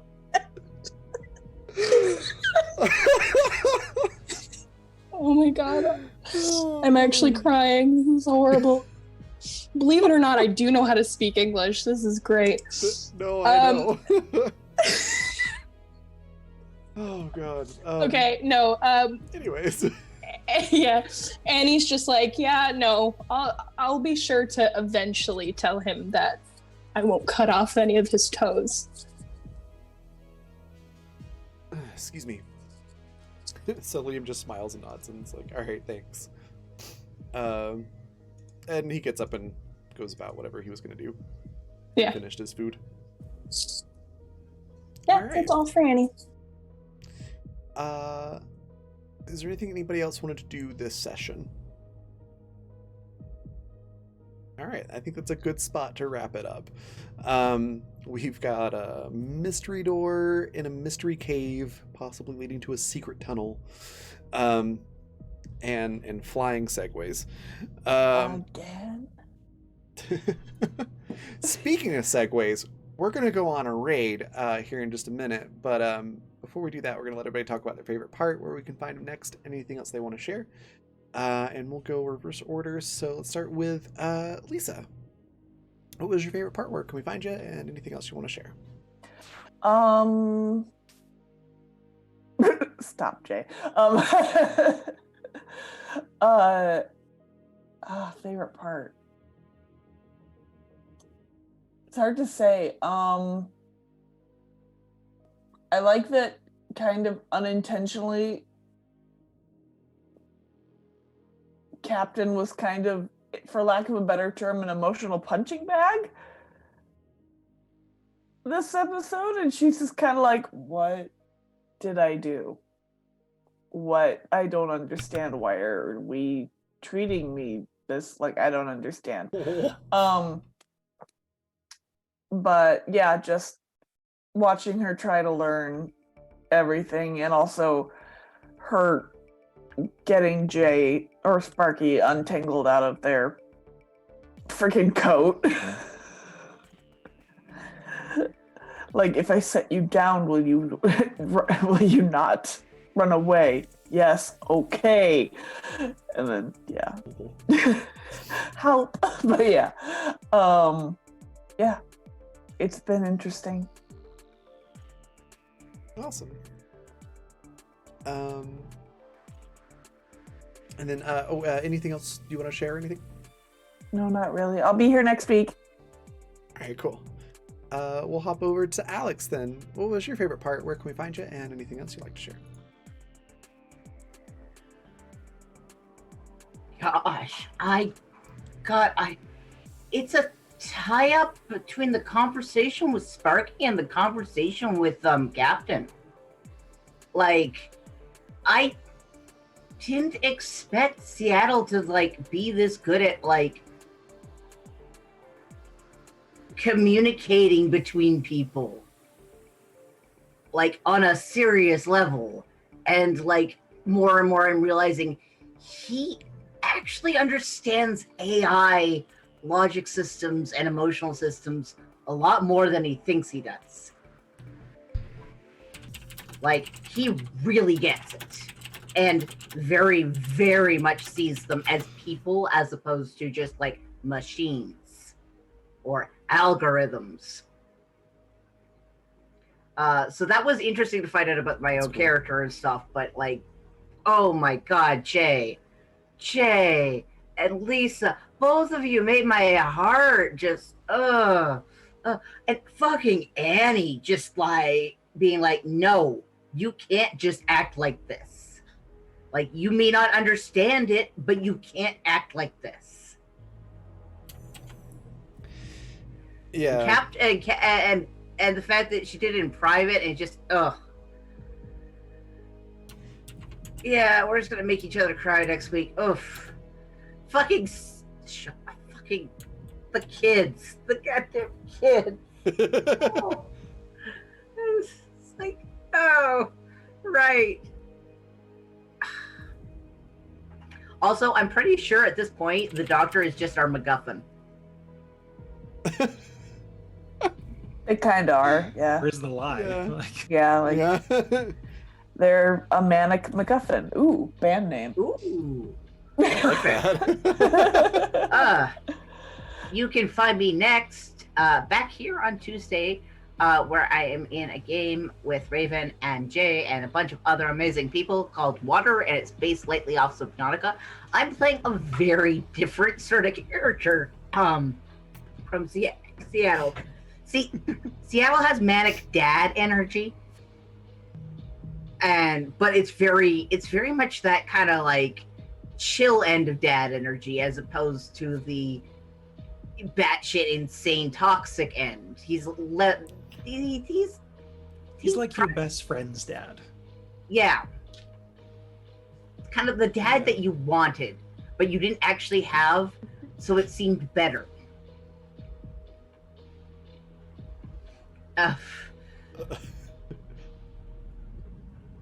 Sorry.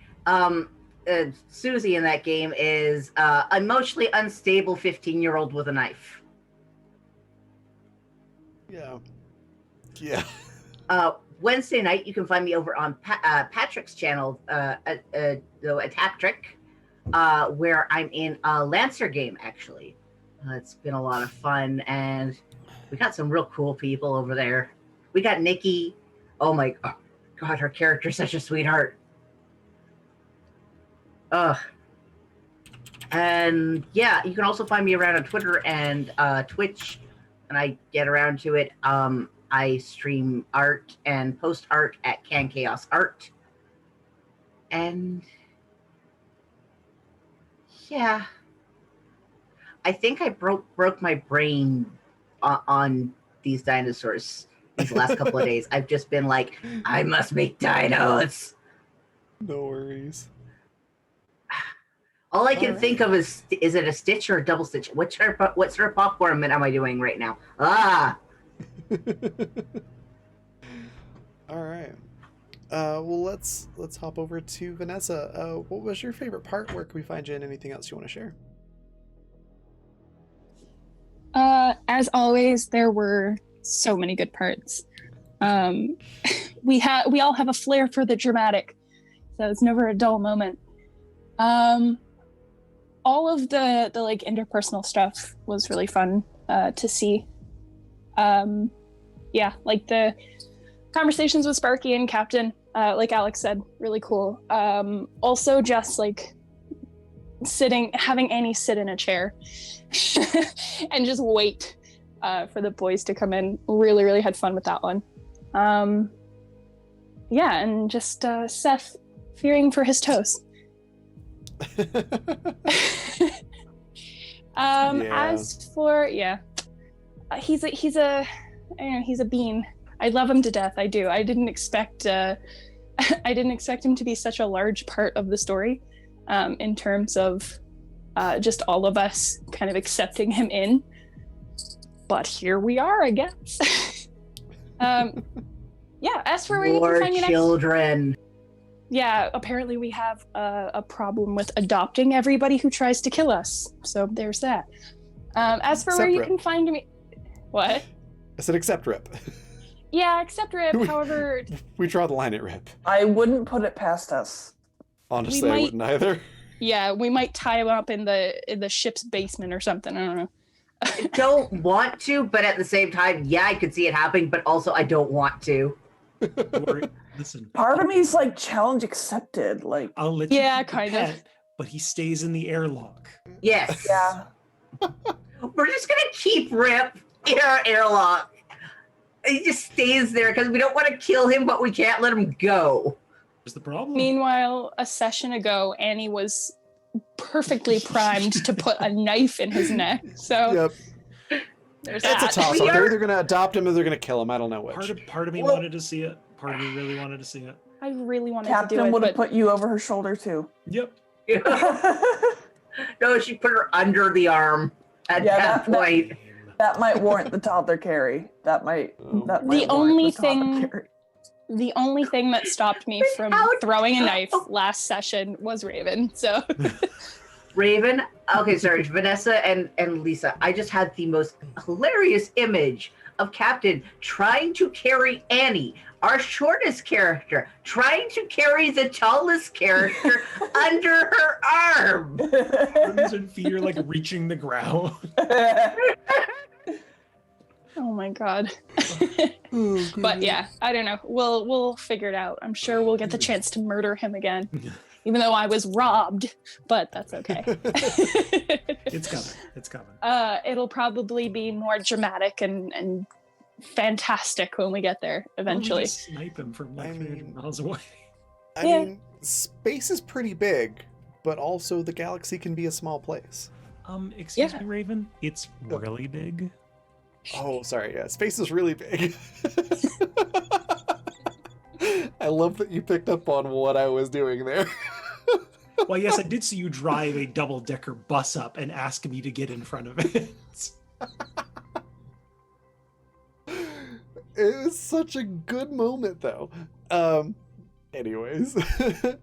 And then, where do we find you next? I will be here next Wednesday, GMing for Exodus, and then that following Thursday for more Star Wars. Heck yeah. But you can also find my work online. I do art occasionally, every now and then. I post it to my art Twitter, which is @PepperoDraws. That's Peppero like the candy. Or if you'd like to take a look at the stuff that I also have up on my coffee page, it's coffee.com/PepperoPrincess. But yeah, that's me. Awesome. And then next we've got Jay. What was your favorite part? Where can we find you? And anything else you want to share?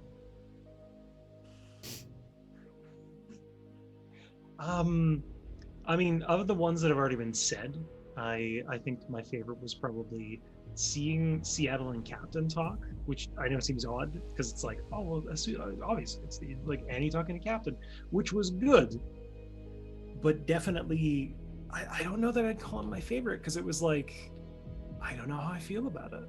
Like on one hand, I'm like, holy shit, did I just witness a murder?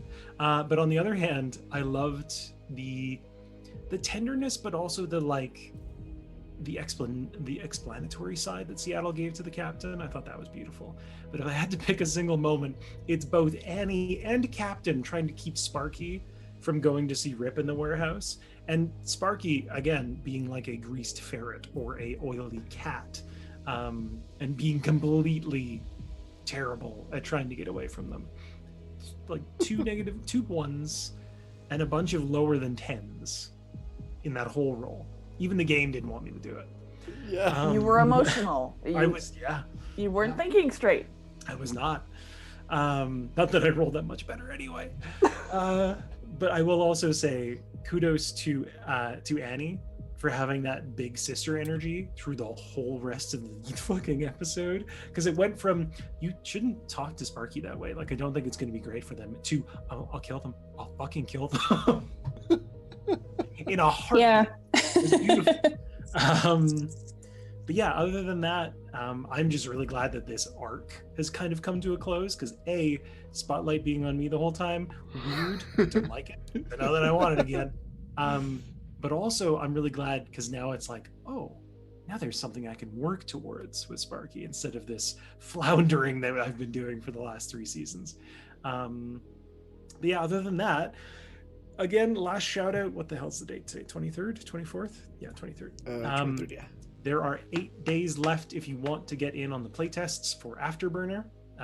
They currently, I believe there's 4 slots left. I will either open up more or put you on a backlist if there's too many, but currently there are 4 extra slots left, and then we'll be playing sometime in early February. The game itself is a system I made, which is basically just, hey, go race cars fast on tracks and be absolutely extra, and also maybe some off-track shenanigans if we have time.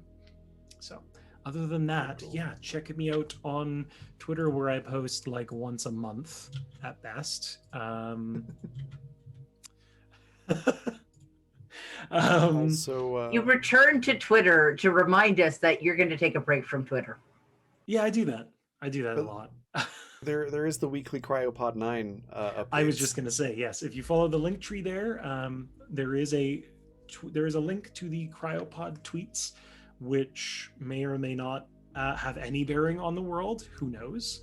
I don't know what Raven does with them. I just put them out there and see what happens. They're wonderful. I love seeing them every week. It's basically, if I'm not playing, I'm dicking around on the Twitter. So that's, if you're watching the show, that's a good thing to have on the side for what the actual fuck is this cheese cooler doing. Yeah. But yeah, you can find me on Tuesday, like Alex said, where I play Tamsin, who is the de facto leader of the group and is not happy about it.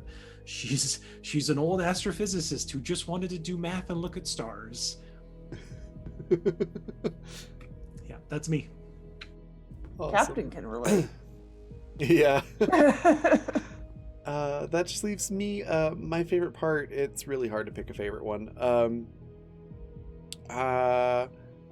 I really enjoyed the moment where I was like, you know what? Rip actually wouldn't be obsessed with revenge or anything. Like, he's just gonna be like, well, they told me this wasn't my problem anymore, so I'm moving on to the next thing. And I really enjoyed the contrast of Rip basically not giving a fuck, and then Sparky just being so like, I'm gonna freaking hunt you down and murder you. And then Rip not even like being like defensive about that either. It's just like, well, you know, if you want my advice, like, cut your losses and let's just forget each other exist. That was fun, and seeing your reactions to that, especially Alex's, was great.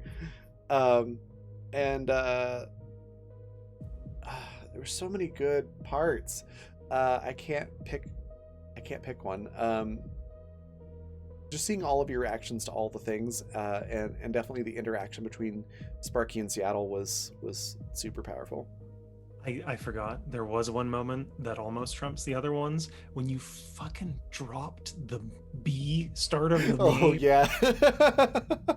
Oh, I wiped that shit from my memory, but there it is again. I do love that all I had to say was blit. And not even like that. It was just like a quick blit, good day. And just the immediate, like, strong reaction. I was like, yes.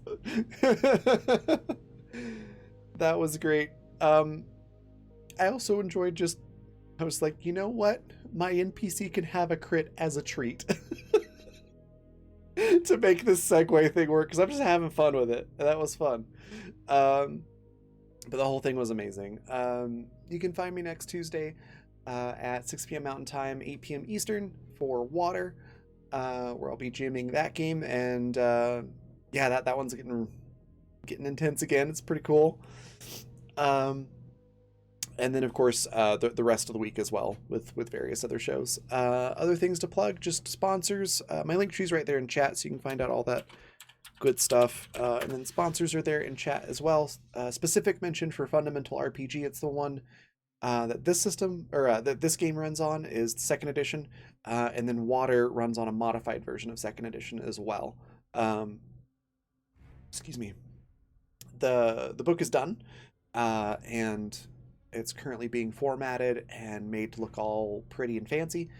So you can pre-order it in paperback or PDF right now for a discounted price, because it will be released late February or early March.